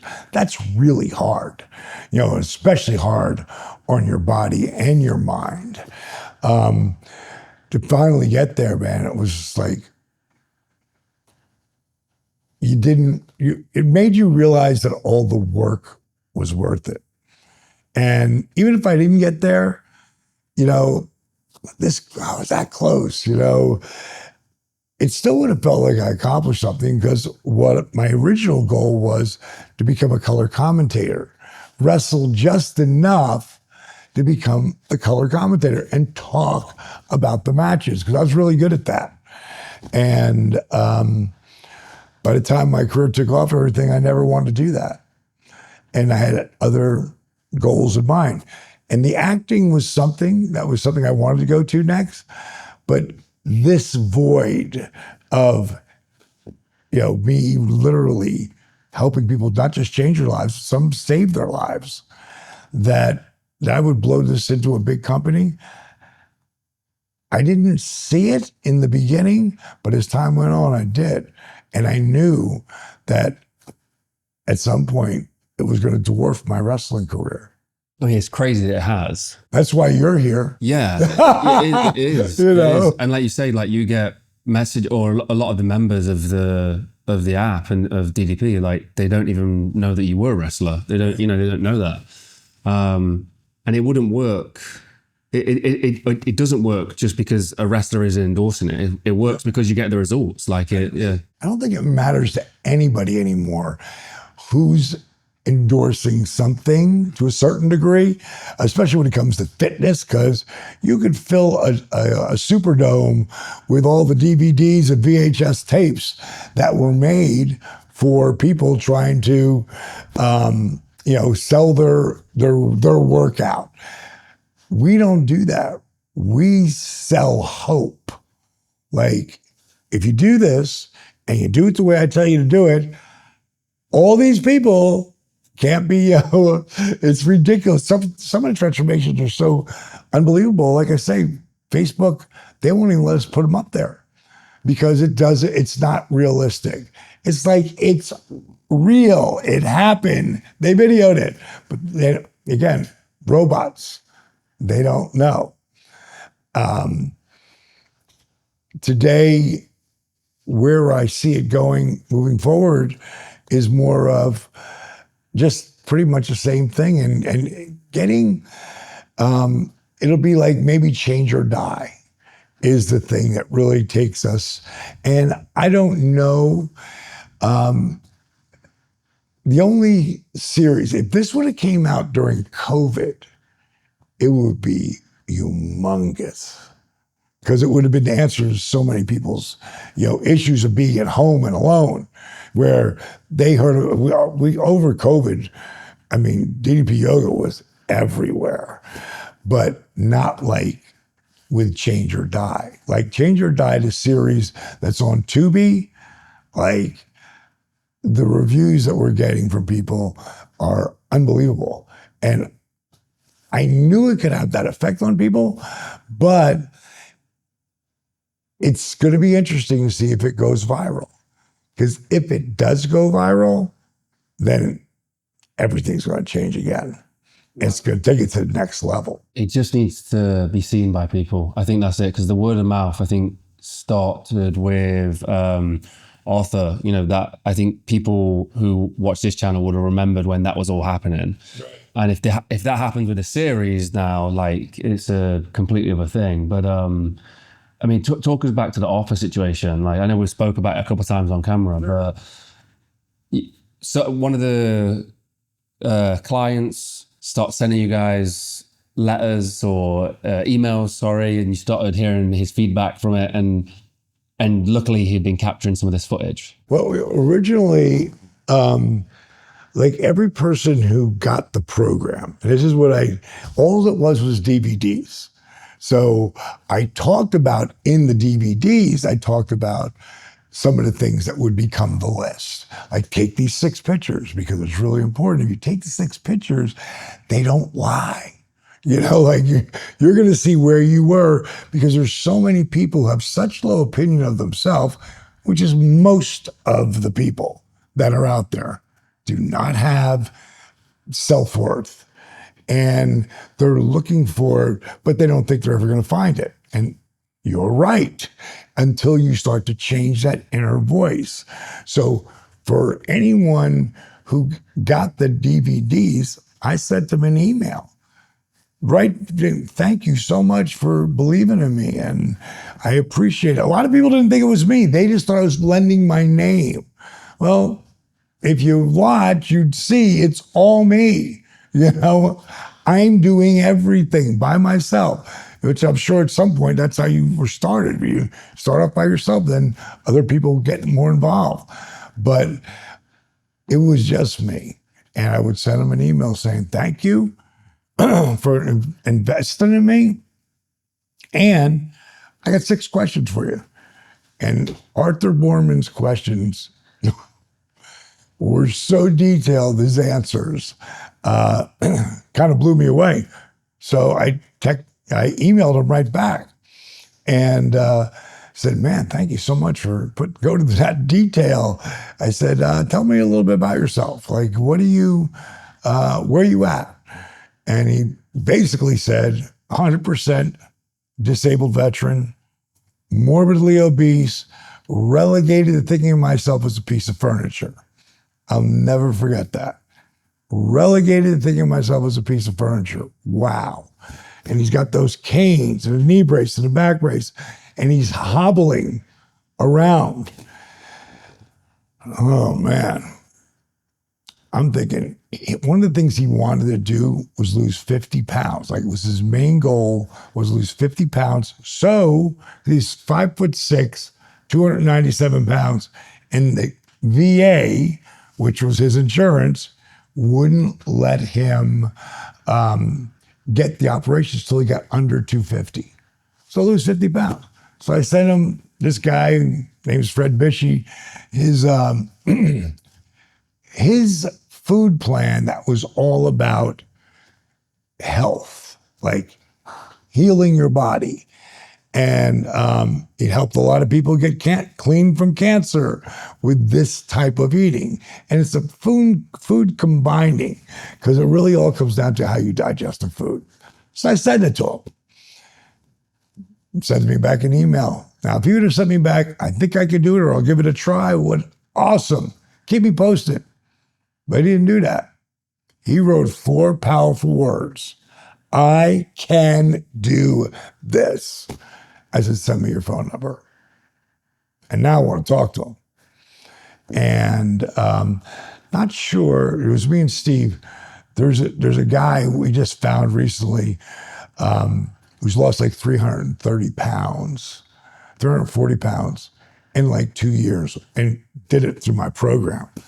And his wife is the one who let us know about it. I just did a little surprise thing with him. But very few times does that happen like that. They normally have to talk to them through the journey.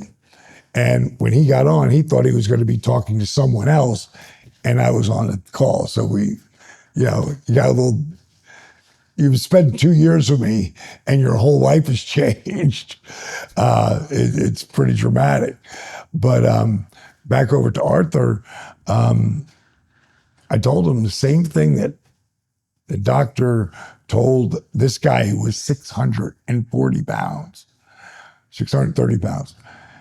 If you don't change your lifestyle, you're going to die. Like, you're not going to make another 5 years. That's what they'd said to him. Arthur, I told him, I said, I don't have to have MD at the end of DDP to tell you, bro, if you make it another 5 years, it's a miracle. The way you're going. 10 is, you'll be definitely checked out. And that scared him. And that put him on this journey.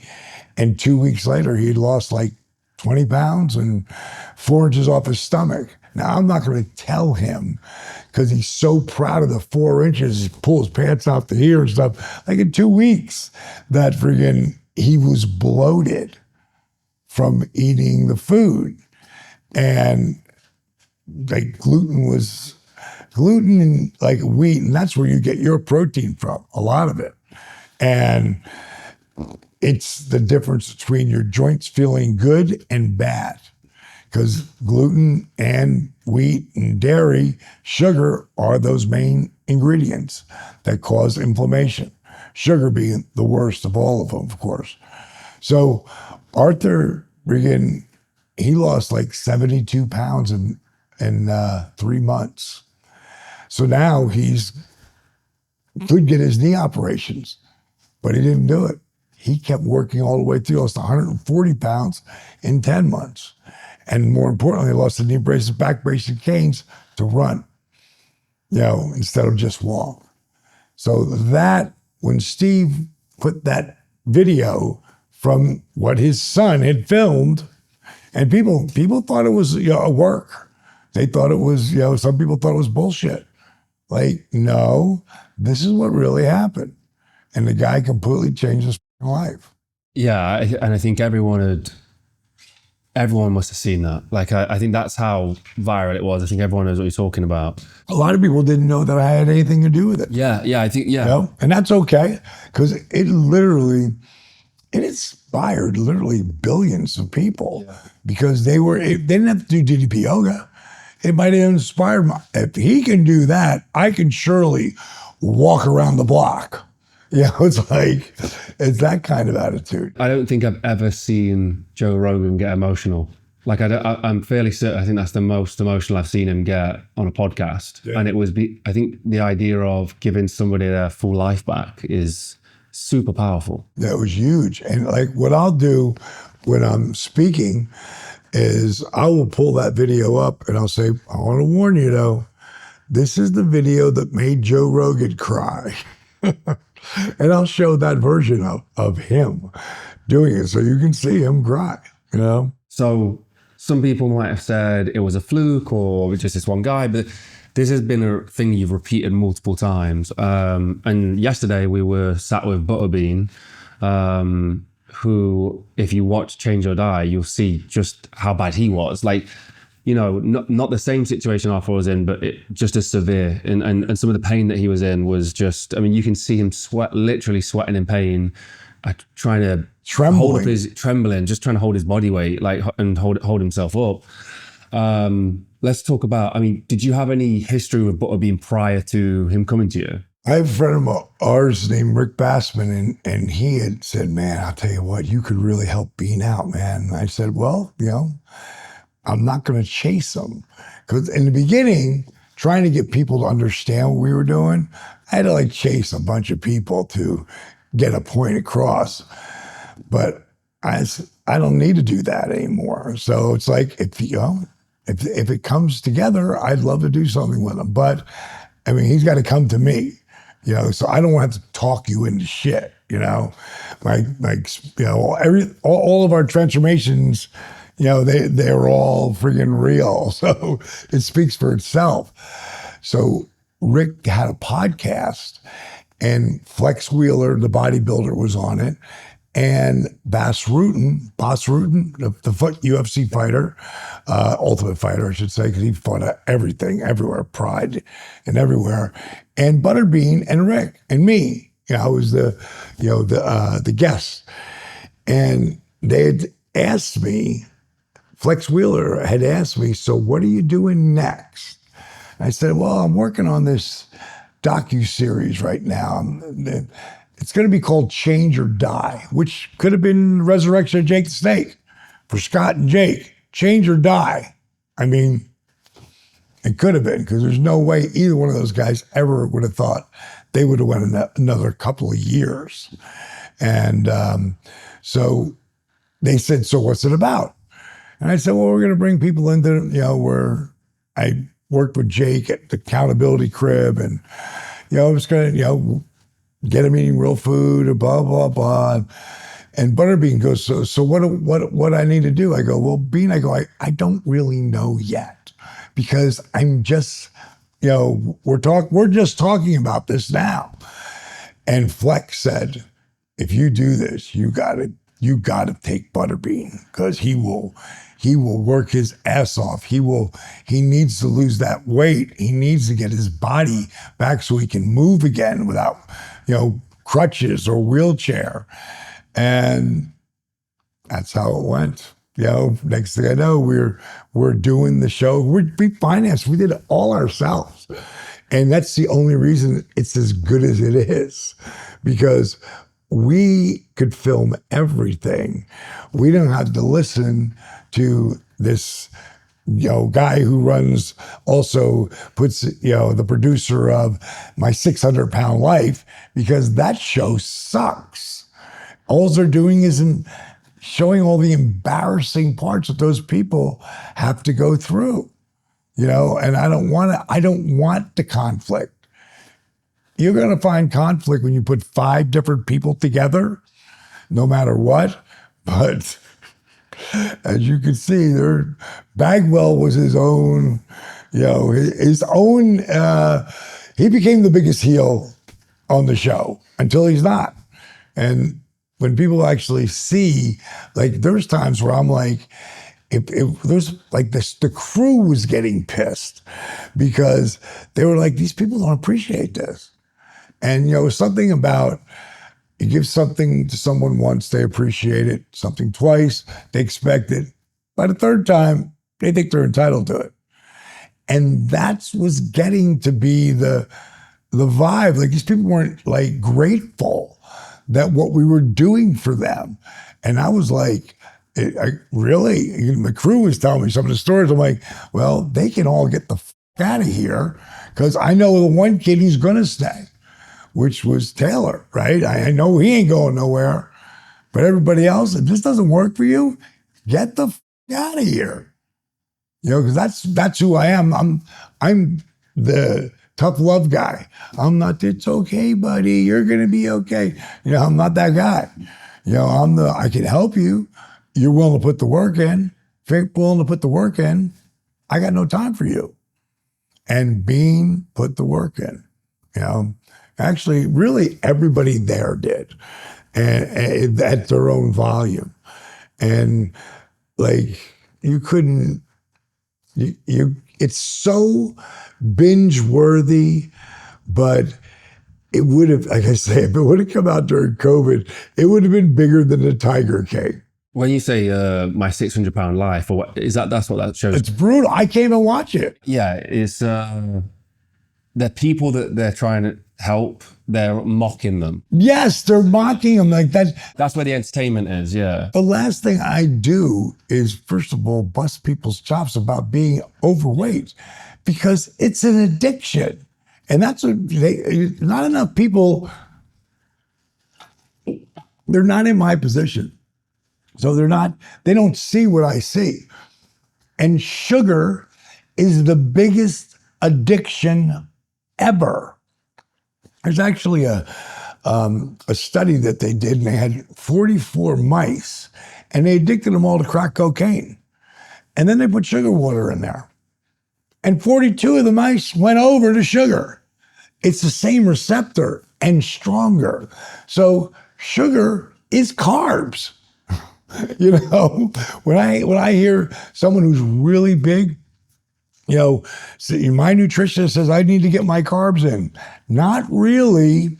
you can, there's good carbs and then there's bad carbs. And most of the carbs that they're looking to eat are something that tastes sweet, or even like pancakes. It's like they're sweet, and then you're going to put sugar on top. Just a quick interruption for the video, guys. As many of you know, we are independent creators and filmmakers, but there is a massive attack on us right now. Traditional media over the last few years has started to slowly die. They are no longer the independent voice that you first thought they were. That's why we've created Mulligan Brothers Patreon. We've built something special for our most dedicated supporters, and I want to break it down for you real quick. The supporter tier gets you ad-free early access to both video and audio versions of Mulligan Brothers interviews 24 hours before it goes public. The executive tier gets you everything that a supporter tier gets, plus more. Exclusive interviews and behind the scenes content, walk and talks, daily routines, unreleased interviews, the stuff that you don't see anywhere else. And finally, the executive producer tier. Everything from the supporter tier and the executive tier, plus exclusive perks. Access to our treatment packages. Be the first to see which guests are coming up and get insight into the topics we'll be discussing before anyone else. And you'll even get an executive producer credit on every single documentary that we make. So if you've ever wanted to support the Mulligan Brothers mission of inspiring change so we can go around the world and get these stories that nobody else will, this is exactly how you do it. Go to patreon.com/Mulligan Brothers or click the link in the description or scan the QR code on screen. Join the community and help us inspire change. Let's dive back into the video. Paint us a picture of where Butterbean was at physically. He was down from 550, and I want to say he was like 390. And besides his back, which was totally screwed, both hips, after a while, you keep beating up your hips and you don't go do the stuff that I do, with DDP yoga. You're breaking up scar tissue and creating mobility. His feet were like stuck, like out. Like he couldn't lay down and lay his legs down. He put pillows under his legs because he couldn't lay, and he couldn't roll on his sides. I mean, he was so bad. And they won't do a hip surgery if you're over 300 pounds. So we had to get him down. So he had to work. And it was painful. It was painful to watch. And you don't really want to beat him up that bad, but it's the only way that he did so much damage, the work to get him back to be ready. And I had to go in and see the doc when he was around 320 still. And I'm like, Doc, I don't know if he can lose anymore. Like he's Fred Flintstone, man. And he had worked on Scott. So he's like, we have a good relationship with a doctor who did his hips. And bottom line is he got down to 289. But he worked his ass off to be there. And now we got the hips together and moving. Now I can get his back moving, get more mobility. That's why I say I consider myself more than anything a pain and mobility specialist. Like I know how to do it for myself, and I can figure out, if you're willing to put the work in, how to do it for you. And that's why we have, like, if you ever look at our app, our workouts start off in bed. So you can't tell me you can't do them. Like, you can do a version of the bed workouts, unless you're paralyzed. That's a whole different animal. I can't help there. But if you've got movement, like Lex does, I can create more movement and break up scar tissue to help you to get more mobile. Then you get stronger. And we're going to work the small muscles. We're going to work the ligaments, the tendons, the small little muscles that help break up the scar tissue and get the mobility. Again, I don't even know how I do it sometimes. I just can sense it when I see them. And I've worked with enough people who are so immobile that I'm confident if we can do it face to face, whether it's Zoom or one-on-one, and I'd rather have it one-on-one, because there's a lot of things that I want to talk about that will have to do with what you eat if you want to heal. And that's the thing in the house for Change or Die, they had to eat what we made for them. And it was going to taste good, not in the beginning.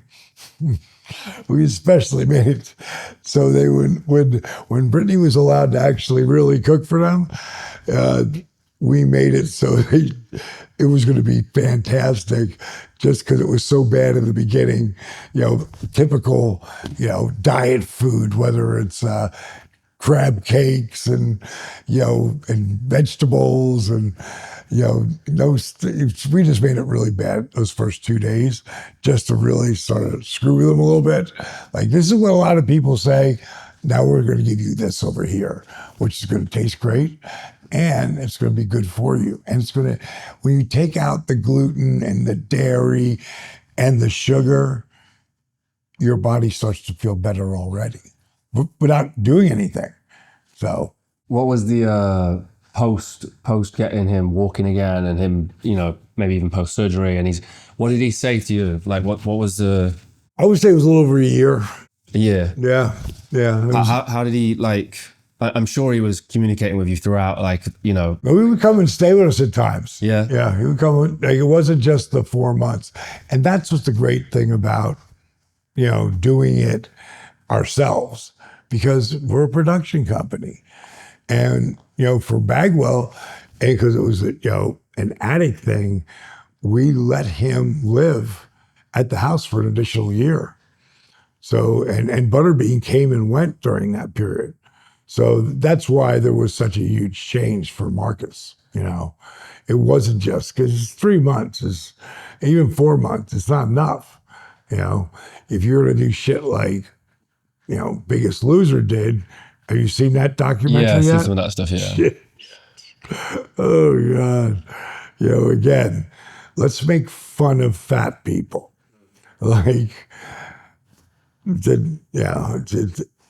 ours is, let's give them confidence.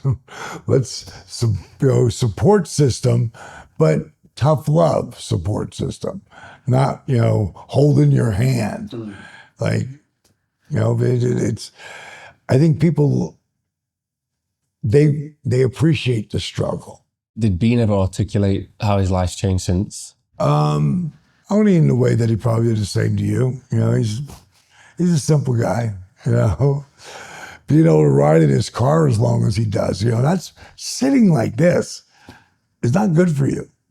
It puts you back to here, what your body wants to do. It wants to, just getting up, your psoas muscles are so tight after sitting for so long. So he does a lot of travel. Like, he doesn't fly. He friggin' drives 11 hours to whatever gig he's going to. Now he's got his RV. He's so happy.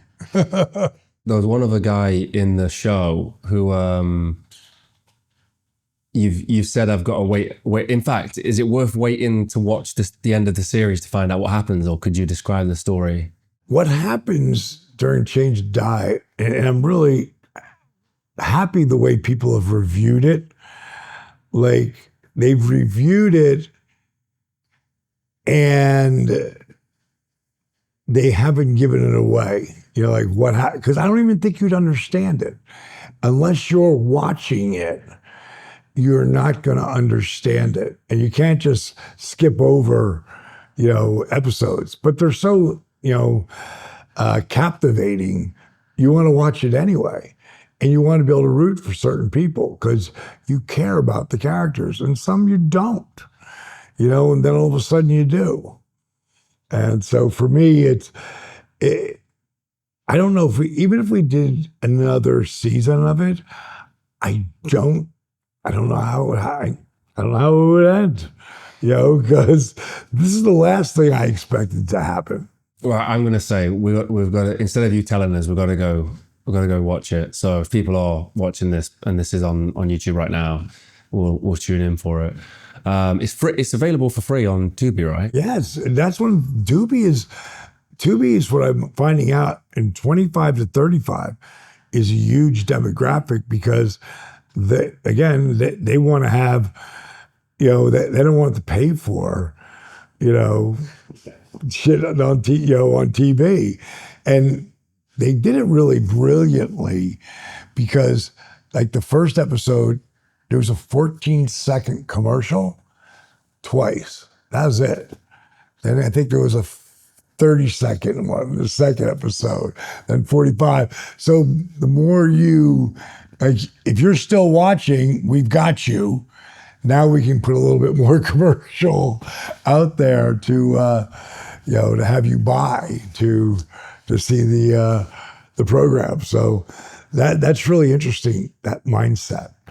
And it's kind of like, it's really the first channel that I know of that's kind of old school TV.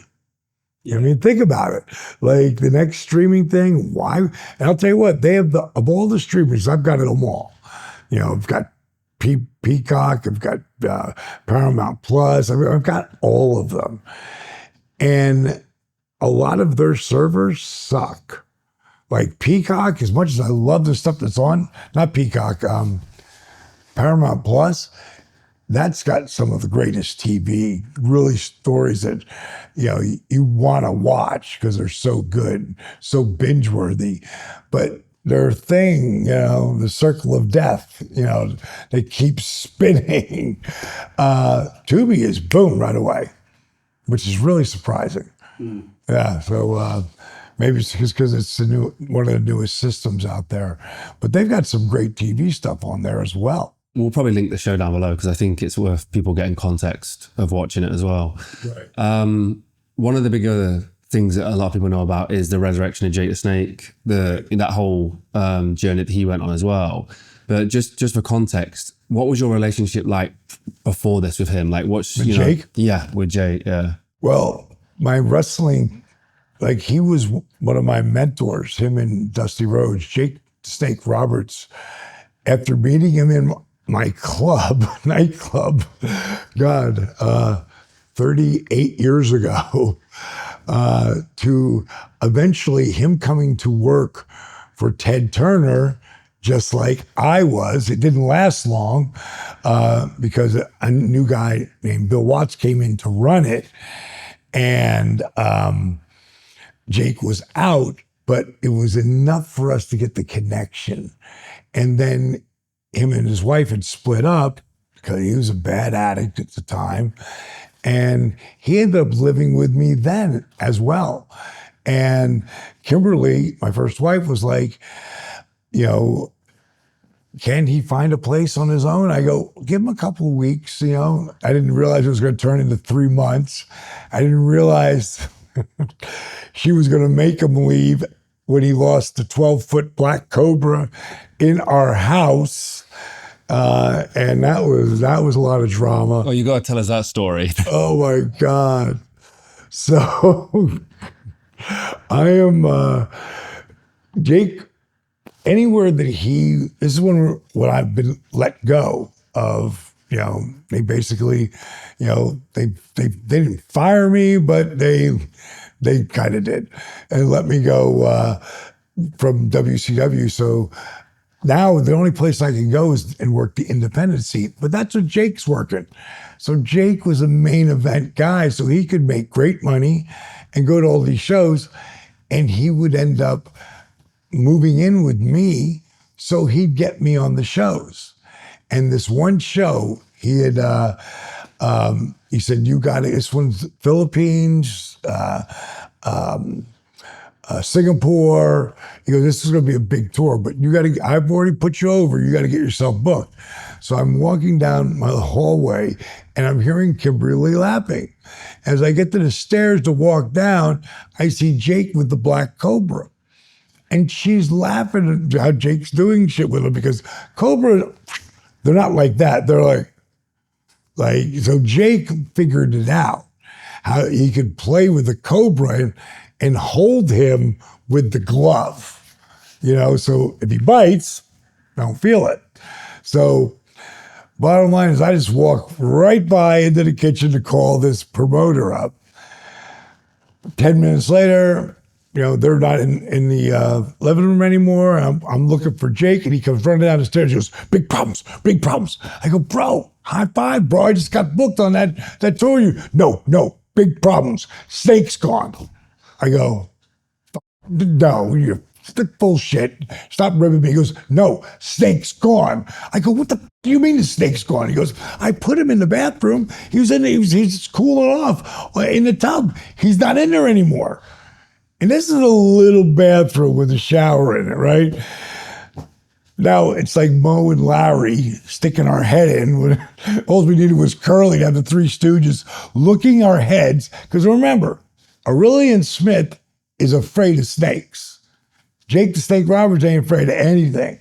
But he's Aurelian right now, and he's very high. I don't know that he's high as hell at this time.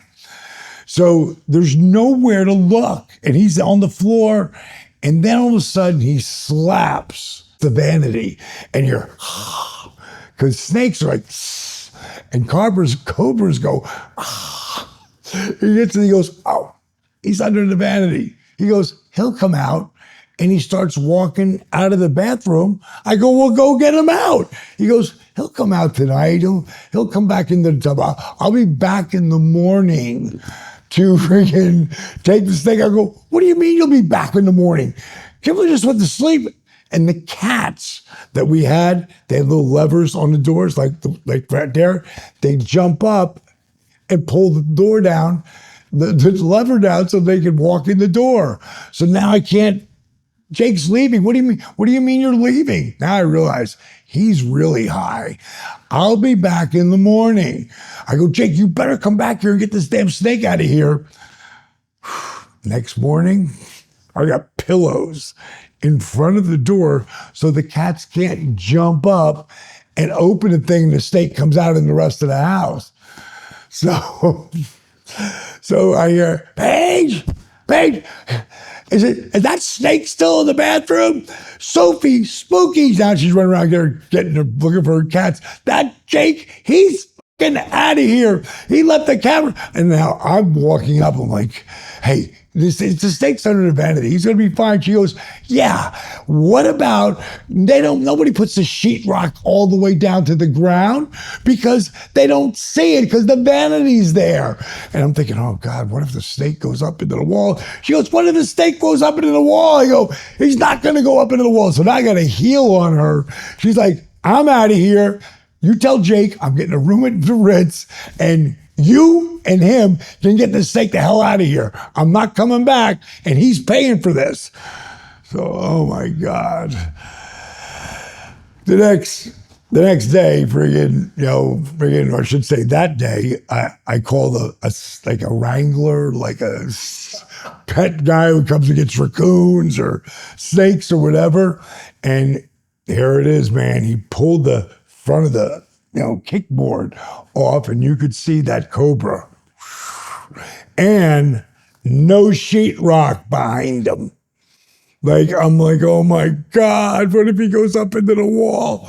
And the guy goes, is he devenomized? I go, I don't know. I'm thinking so. Bottom line is he reached through with his gloves and grabbed him, put him in a bag. I put him in a box, taped it up, put him in a box, taped it up, put him in a box, taped it up. Jake didn't come back for 3 days. Freaking addict, man. And when he did, of course, one thing about addicts, I never understood shame. Even back then, I didn't understand it. It took me and Jake and Scott living together for that year and a half to really understand that when they do fuck up, they feel so bad. Like you can't do more damage to them than they can because they already feel really bad. They already feel like a loser. They already feel like they're worthless, and I always, as long as he, I don't want to say got better, as long as he realized just got a little bit better each time that, because I knew he didn't want to be that guy, where Scott didn't give a shit. Like Scott told me, I was going to call it the resurrection of Jake the Snake and Scott Hall. And Scott's like, no, Dally, that's Jake's thing. And, you do your thing. But I'm not saying I'm never trying to drink again. You've helped me where I'm at right now, I don't want to drink right now. But I'm not saying I won't want to. I went, yeah, that's fair, you know. But Scott, that's why he, died early. He would still be up and still going. But COVID, you trap an addict in a room that's not this big with bedroom and everything, and it's dark, it's not a good spot. And I tried to get him to leave there. He made great money, but he was freaking a miser. And he didn't want to spend it. Like, his kids ended up getting it, which, they were happy, that he had left them, some money. They'd rather have their dad, though, But Jake, he wanted to change. He did not want to be that guy. He did not want to let me down and anybody else anymore. And it's a powerful film, man. I think if it would have came out today with the biggest star in the world being a wrestler, The Rock, and some of the biggest stars in the world, Batista and friggin' Cena, they're all huge A+ actors. If it came out today, it would win the Oscar. But it was going against Amy Winehouse, which was a tremendous story, but there's nothing like ours. It was good. Her story was good, and she won. Of course, she didn't win it, but those directors won that. That, boy, I watched that, and I love her music, man. Like, that girl has something so special about her, but she was a mess mentally, Talking of addiction, like how do you describe, like, was there a day that you'd seen Jake that was like maybe at the worst you'd seen him in his addiction? Oh my God, yes. And we had, it's actually in Resurrection. There's this one match that don't let him go to the ring. Like, he's too f***ed up. I've seen Scott like that too, where he'd walk and like, they're guiding him. Everybody say Scott, hey, he's so f***ed up. And Jake, same way. Jake friggin', he couldn't friggin', the guy who got in the ring with him, like, he tripped, fell, and the guy saw how f***ed up Jake was, and he just pinned him. And nobody came here to see Jake get pinned. They're here to see Jake hit a DDT, not get pinned. And the guy was so mad, he friggin' held his tight, do it, count him. And he didn't even have a match. And now he's f***ed up on the mic. And the promoter says to this guy, who's also in the Resurrection, we talked to him because he was there this day. And Jake is, he's just burying himself at this point. It's just the shit he's saying. So the promoter tells this guy, I can't remember his name, run to the ring, tell Jake to DDT you. So he's in there, and you can see it looks so bad. And the guy's talking about it too. And I'm like, Jake, hit me with a DDT, hit me with a DDT.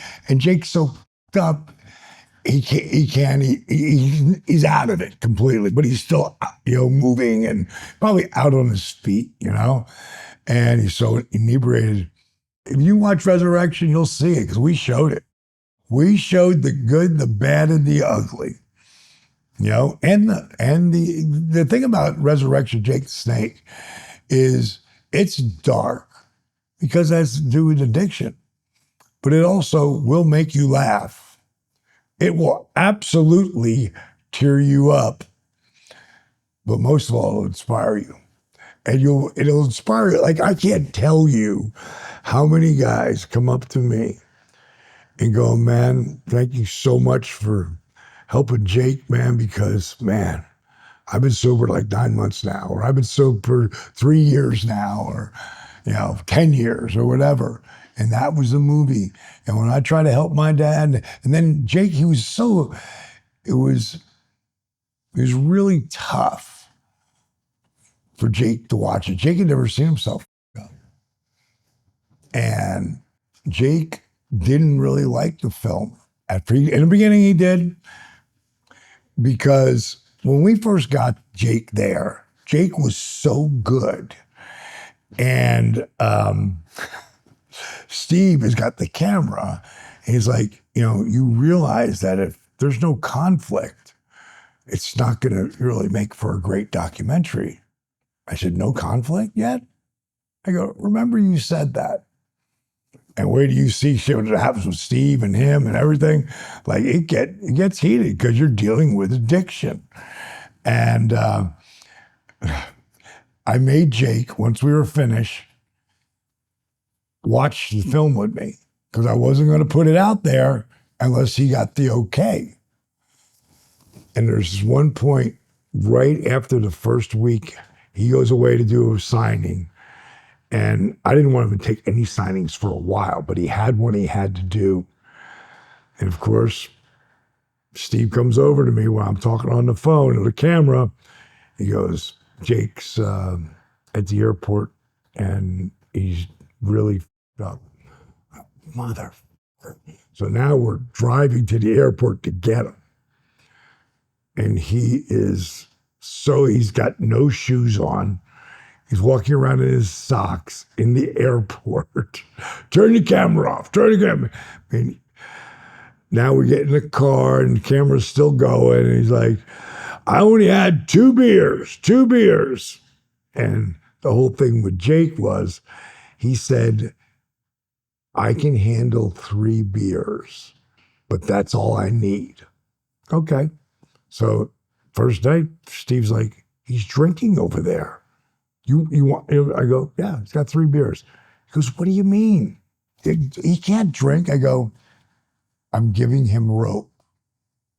So he didn't drink anything the next 2 days. Next day he had like a couple beers. So he was doing it, right? Now he goes on the road and now he's up.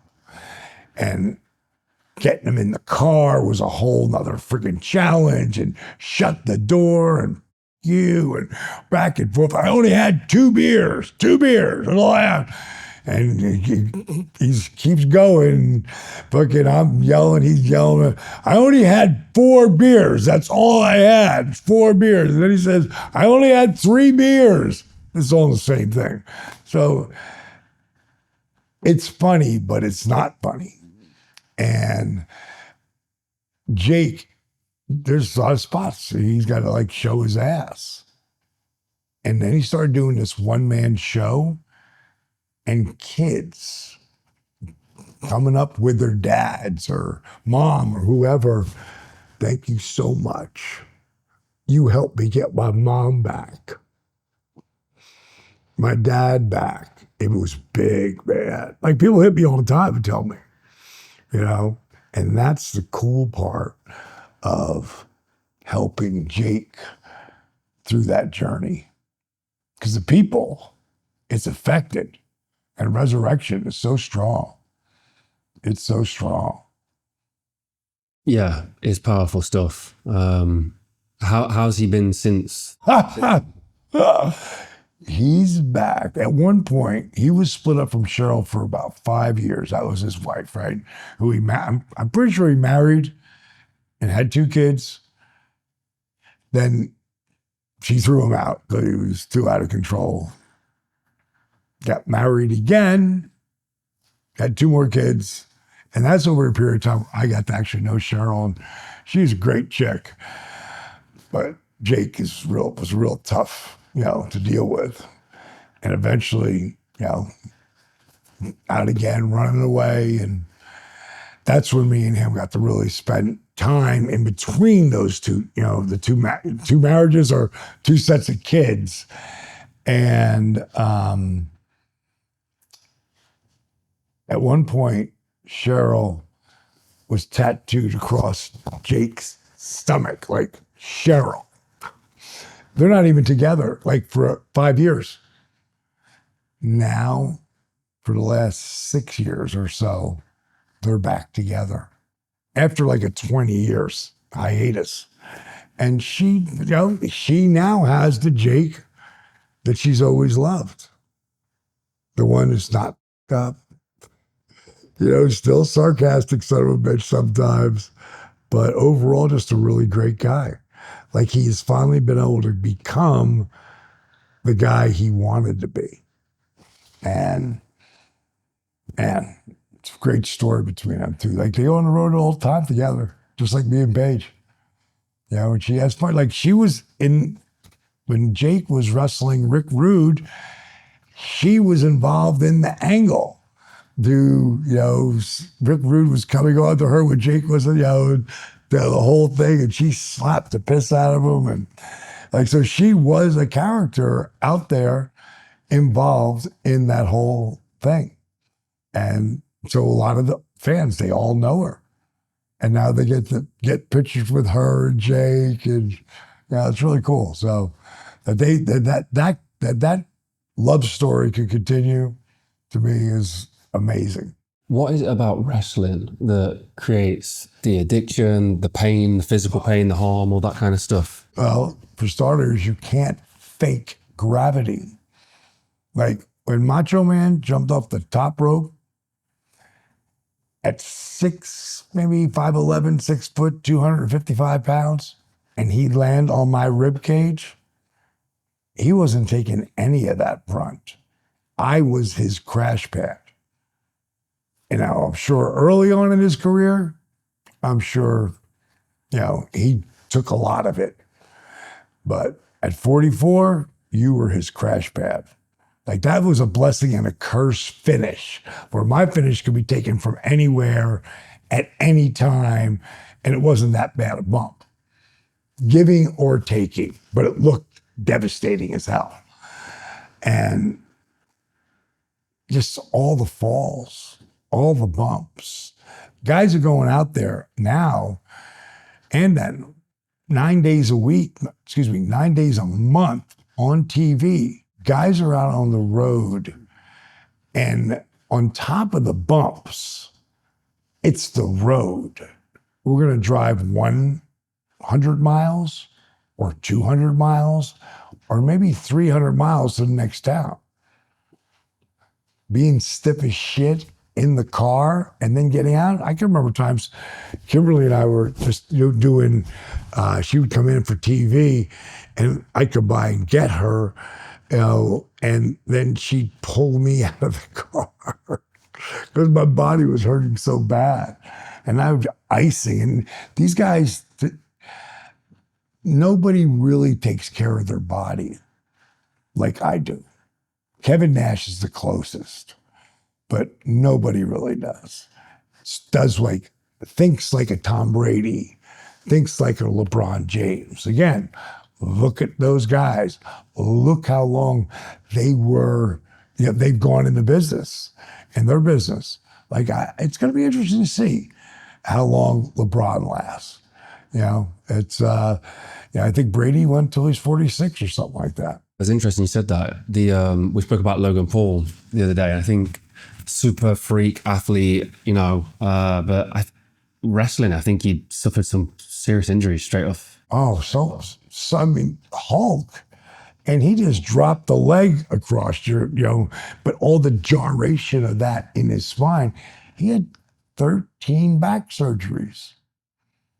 Never mind the knees and the shoulders. I'm lucky. I've only had five surgeries. Shoulders, twice on this knee, once on this one, both shoulders, that's 5.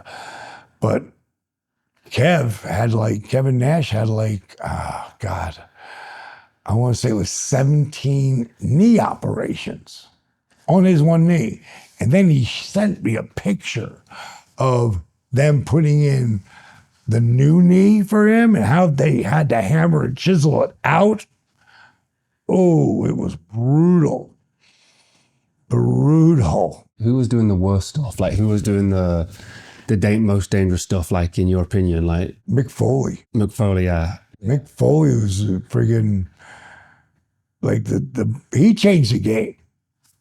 he changed. It probably would have changed anyway, just because of extreme sports, But think about the shit that people do today with a skateboard, or snowboard, or skis, or bikes.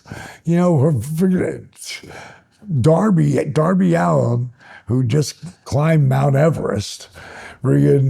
He was in one of those little big wheels. And the big wheel, and then flipped through the air and came down on the big wheel and kept going. He's a wrestler, but he does stuff with skater too.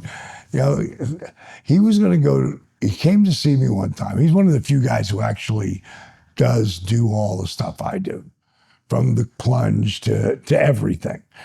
And I put him on the oxygen thing. I put him in the cold plunge. He bought all the stuff, not all of it, but most of the stuff I have.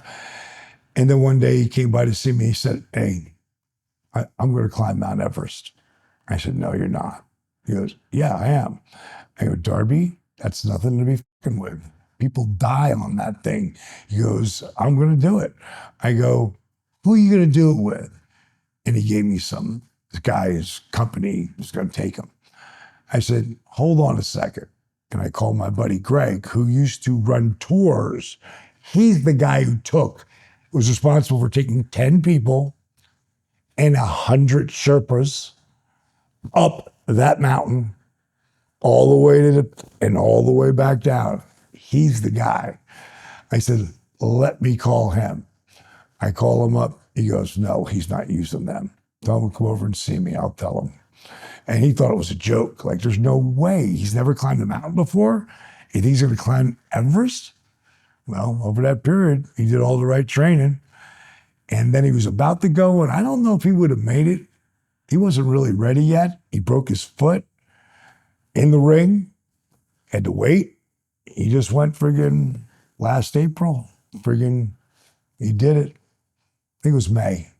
But he literally climbed Everest, man. One thing we've got to get context for is, you're about to turn 70. You've got quite an in-depth routine at the moment, like of the stuff that you do, the modalities that you choose.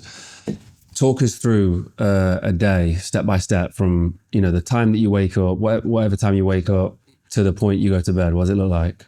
When I'm in my zone, and that could be in Atlanta or that could be here in Panama City Beach, I finally got it set up. So now I don't really miss, unless someone comes in or I gotta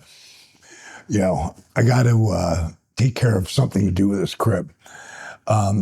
So all that out. As soon as I wake up, I'm going to take a shot of fresh, it's the lemon, squeezed whole. Put that in, and that's going to be like the base for my stomach. And then I'm going to take some of our Hacking Your Health chocolate or vanilla. I'm going to shake up 40 grams of protein, and I'm going to take my vitamins. Finish the vitamins. I'm going to walk in the bedroom. I'm going to take methylene. You have to capsulize it, or you can just squeeze it in your mouth, but I don't want to have a blue tongue. And I'm going to take methylene blue, put it in its cap. I'm going to pop one of those. Then I'm going to walk right over to my little baby refrigerator in my closet. I'm going to open that up. I'm going to set me and Paige for a shot of peptide. They call it the Wolverine because it's a combination of 3 different peptides. I'm going to put that in both my shoulders. I'm going to put it in her Achilles. Then I'm going to go right to my PMF. Actually, I call it a machine because it's not really a pad. And I'm going to have that rotate around my back and my shoulders and my glutes. And then I'm going to get up after 30 minutes of that. And I'm going to get on the yoga swing. I'm going to hang upside down for anywhere from 3 to 5 minutes. Sometimes I'll do 10, but most of the time I'll do it for 3 to 5 minutes. And then I'm going to go downstairs. For a minimum of 5 days a week, I will jump in the cold plunge for 3 to 5 minutes, set right around 40, 42 degrees. Then I'm going to get on the mat, warm up, from being in a cold plunge because now I'm going to start walking backwards after I've stretched my knees out and my hips. And I'll walk backwards for a minimum of 5 minutes. And then I'll go right to the bike and I'm going to do oxygen therapy. It's hypoxia. The company's called Aero. And they've got it so you could have 4 different people at one time. I just have it set for 2. So if I'm doing it with somebody, they can actually, I wouldn't start anybody where I'm at, like 9% oxygen, but I would friggin' start around 12 or 13. And at some point, when we stop walking backwards, we're going to start sprinting on the bike and then flip the oxygen to 65%. Like what we're breathing right now is 21% oxygen. When we're in hypoxia, I'm going to drop it to as low as 9%, which is close to 22,000 feet. Simulation. But you ain't getting to breathe. And in the beginning, it's a trip. But when you flip that oxygen to 65%, well, man, that's a whole, it's like, you just feel that just heading into your body and it feels great. And then we're going to flip it right back to 9% and continue sprinting. I'm going to do sprints, and either 5 or 10 sets, depends how long I've got. Now, 4 days a week, I'm going to do power cuffs, blood flow restriction training. On, just say, Monday, I'm going to do chest and back. Wednesday, I'm going to do bis and tris. Then, let's see, do it again. Monday, I'm going to do chest and biceps. Wednesday, I'm going to do back and triceps, pushing and pulling. Then I'm going to do on Friday, shoulders and legs. And then Saturday, I'm going to do bis and tris. Take off Sunday, come back and do the same routine.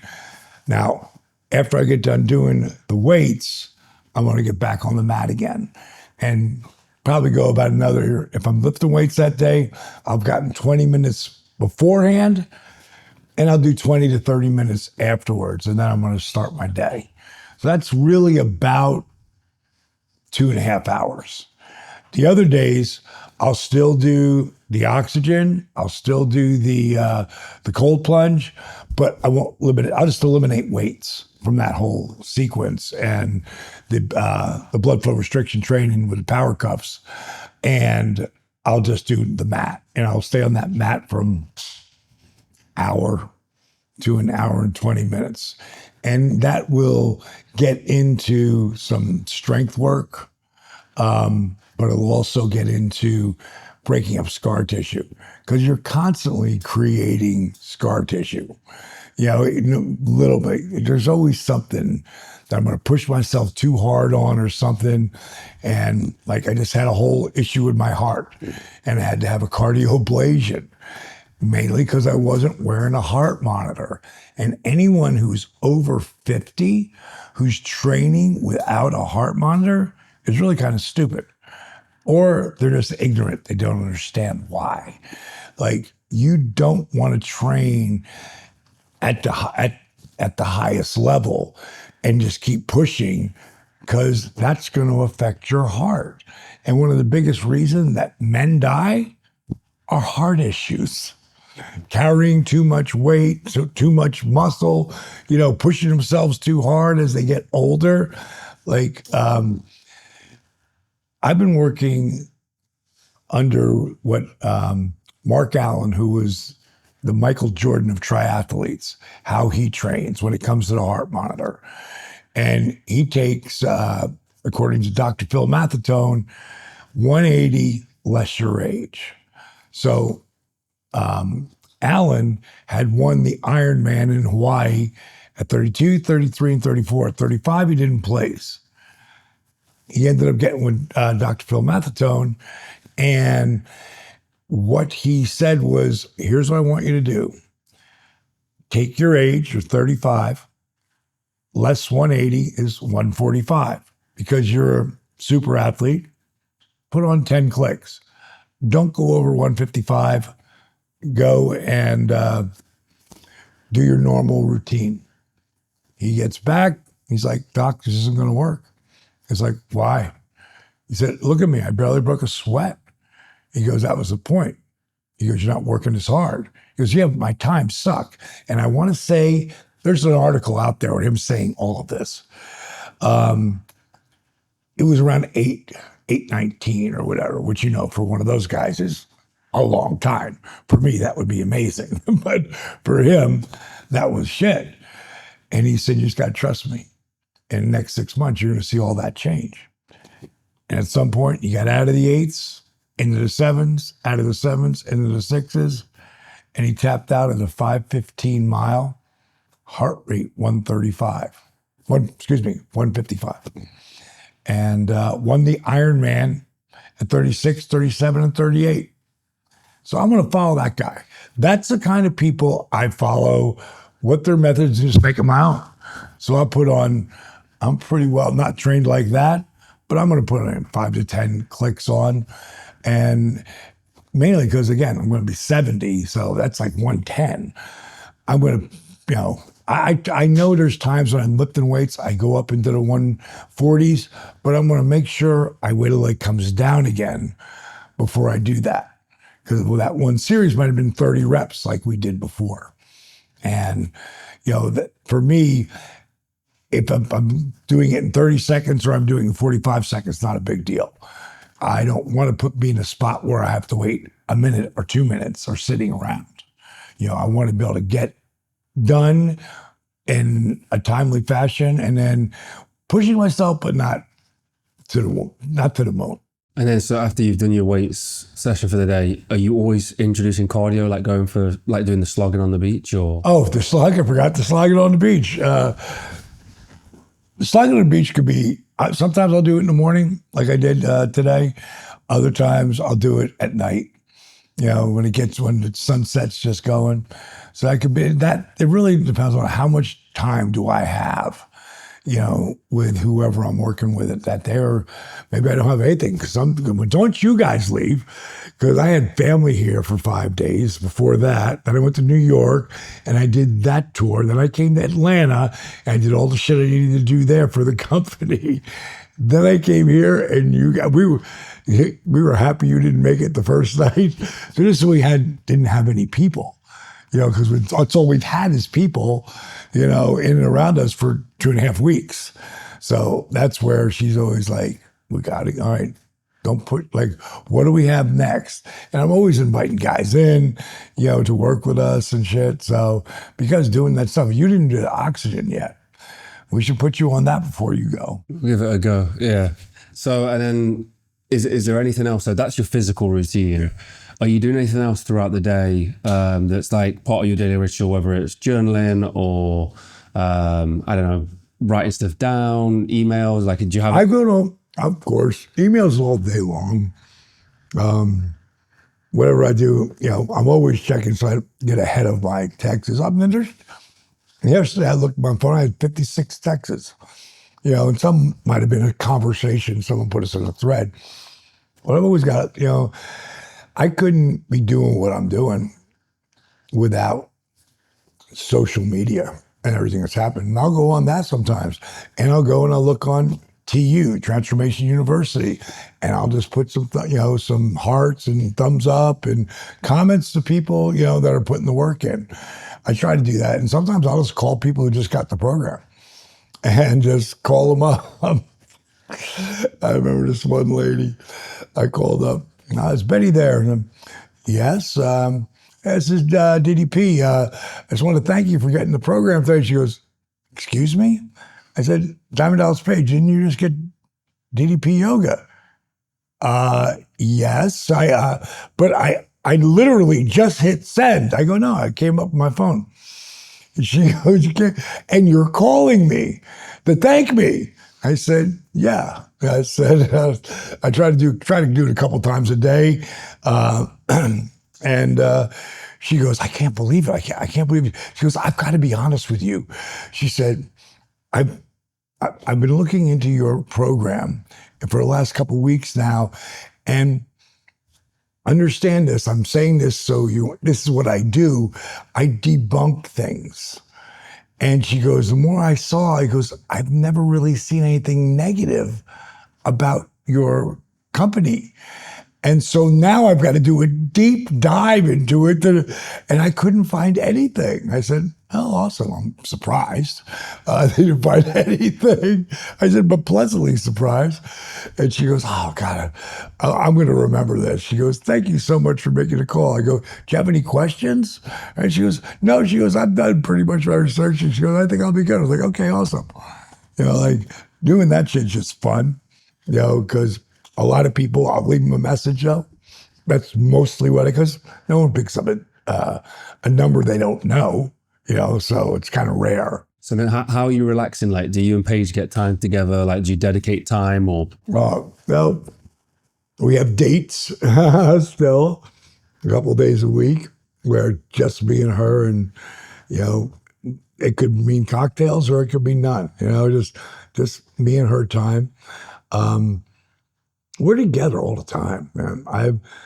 I've never been with someone all the time. When we got back together, it was during COVID hadn't happened yet, but it was about to. And then I was like, you're not leaving here. You're staying here, because you might not be coming back, because you could see it was so scary, right? And so me, her, my daughter Brittany, and my granddaughter Oakley in the same house. And that's poor.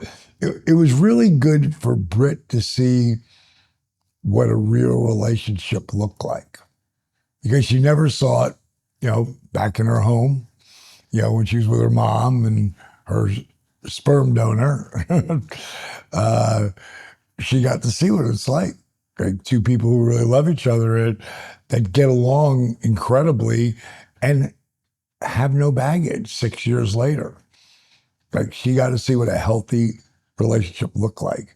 And now the guy she's with now, that I think it's definitely tailed off onto them, and they're doing really well together. And so it was supposed to be, over that period. And then, so you come to the end of the day. Do you find time for yourself? Do you find? Yeah, I do, but I don't really need to be by myself. Just doing sweating. Because I said, Paige goes, "You're going to slog?" I go, "Yes, I'm slogging today," which for anybody who doesn't understand that, slogging is not quite jogging, but you're doing it through deep sand. And I'm just so surprised that I can do that. I never think my knees would be able to do that, because I know trying to run on the slope with the harder sand, that's uncomfortable, but in the deep sand, it's awesome. And I broke my record today. It was under 38 minutes for 2 miles. So I actually did, I think I was 37:58. It's tough. It's really, you got to try it before you judge. That's a respectable time to be doing that. Yeah, for now, it'll be interesting to see. And again, it's about getting grounded though too. Like we were talking about earlier, all our beds are grounded. Every bed in this house is grounded, because we need that grounding. We need to have, nobody is walking around. If you're walking around with sneakers, which is rubber in between you and the ground. And most of the ground is pavement, or cement. So you're not in touch with the grass or the sand. So that's the biggest reason that I love the slogging, because it gives me a great cardio. Stayed right around 119 after about first half a mile. I didn't go over that. And that's where I really wanted to be. But I also know I just spent 40 minutes connected to the earth, which is just as valuable to me as the slog is. And that is, I can't believe no one's ever said that before, but I've never heard anybody say it. Yeah, it's the first time I've heard it. So it'd be what I call a DDP-ism. The last thing to build out the day, what's your diet like? So what are you eating throughout the day? Breakfast, lunch, dinner? You doing breakfast, lunch, dinner? Like It's my diet at this point is really interesting because I stay at 220, sometimes 225, might go down to 215, but normally right around 220. And I'm basically doing raw vegetable juice, which is everything from cabbage to peas to romaine to green apples, beets. It's delicious. And I'll always have juice in the morning and at night. Then I'm going to have shakes. And, we've got Hacking Your Health, we've got the Hacking Your Health plant-based vanilla and chocolate, but I also have that with the whey isolate protein, which I love. I love them both. And I'm not a whey guy at all, but whey isolate, which is its highest level, sometimes I'll even mix them together and I'll throw in, bananas and some, maybe some almonds or some cashews or something to throw in there. So it's kind of really plant-based for breakfast. And then I might go to lunch. And I try to do shit like within a period of time. What do they call that? like a fasting window? Or? No, not fasting. Intermittent fasting. Yeah. A lot of it, let's go back to the beginning. So a lot of it has to do with intermittent fasting. So I try to only eat during a certain 8-hour window. So when I wake up, I'm mainly doing a shake just to get my vitamins down my throat and get 40 grams of protein in me right away. And then I'm going to have other shakes. And sometimes I'll get different shakes that I have, like whether it's the whey isolate or it's the plant-based. And sometimes I'll mix them together, and I'll always either mix them with nuts and I might throw in some more extra lettuce or something in there just to make it greener and fresher tasting. And sometimes I'll have eggs. I'll eat eggs, and my business partner, Steve Yu, his wife, Mariah, makes the best sourdough bread, and it's got no gluten in it. So that's what's great about sourdough. I don't eat much bread, but her bread is amazing. And then for dinner, I'm going to have, like tonight, vegetables and steak, and sometimes I'll put a potato in there, a sweet potato or a white sweet potato. But I'm pretty much protein and carbs, but it comes to vegetable carbs. Wow. And then I'm, of course, going to have my ice cream at the end of the night, which is that keto brand, with only has 3 grams of sugar and tastes delicious. So I'm going to at least eat 1 or 2 of those pops too. I'm a massive ice cream fan as well. That's been a struggle of mine. I saw you got a Ninja Creamy. Yeah, God, they're good, right? Paige makes the best ice cream out of our protein mix. Oh wow! Yeah, we use that, and we'll mix it with the muscle egg, which is a really good brand. So they send us stuff, and I'll put them on different things. It's egg whites. And so she mixes it together with the protein base, and then she'll crumble, because she's a sweetie, it's like I am too, but crumble a gluten-free cookie, chocolate chip on top or something like that.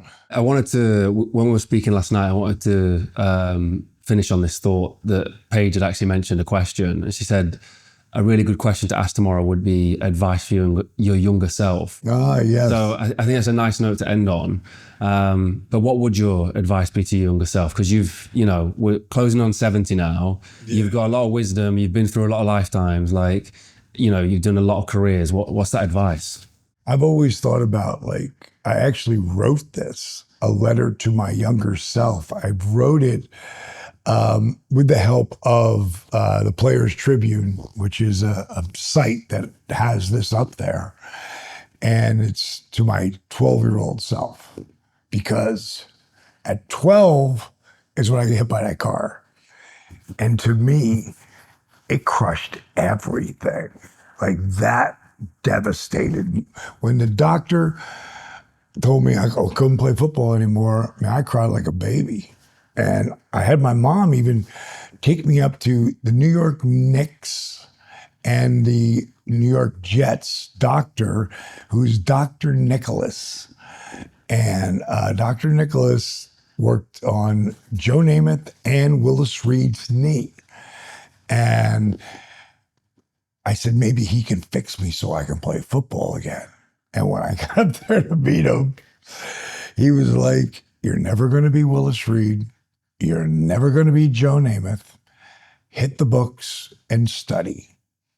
That's what he told me. He's like, basically, like, trashing the hopes and dreams of a kid. And later on, I would think to myself, no, I'm never going to be Willis Reed. I'm never going to be Joe Namath, but I will be Hall of Famer Diamond Dallas Page. And I didn't think Hall of Famer at that time. I just thought Dallas Page. You know, when I first started, it was handsome Dallas Page. And then you come back as Diamond.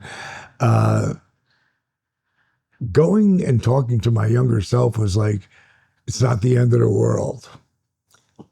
The biggest thing I've learned is everything in my life anyway.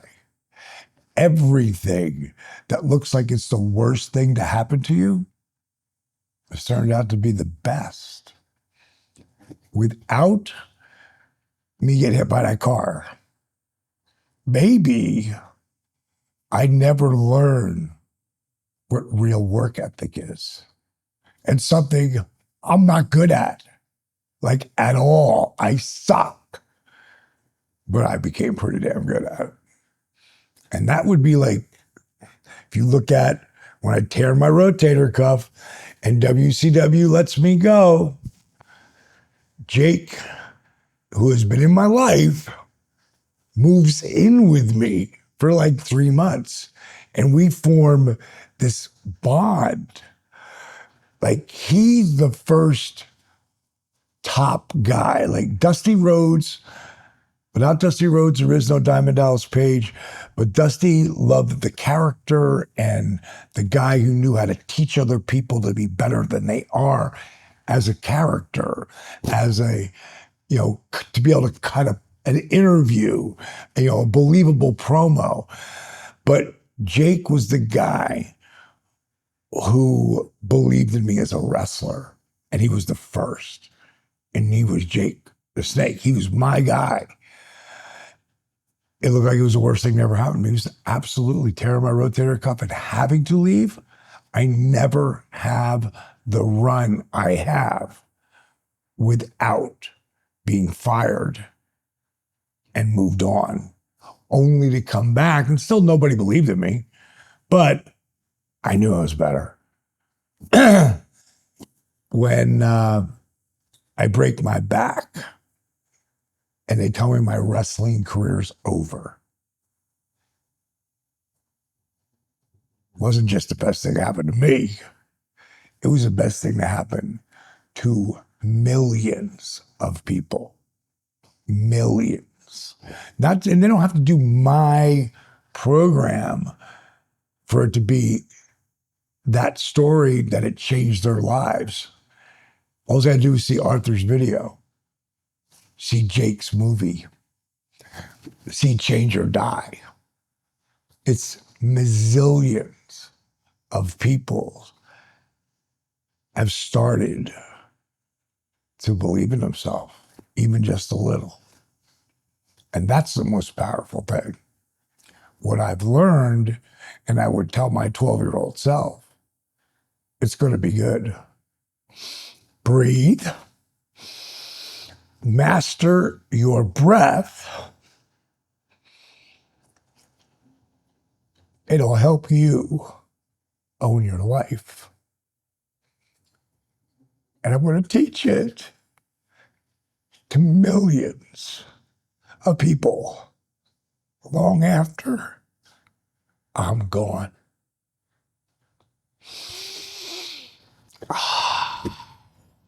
Bet you never thought you were going to see that. Oh, mate, I think that's the perfect note to end on. Thank you so much for that.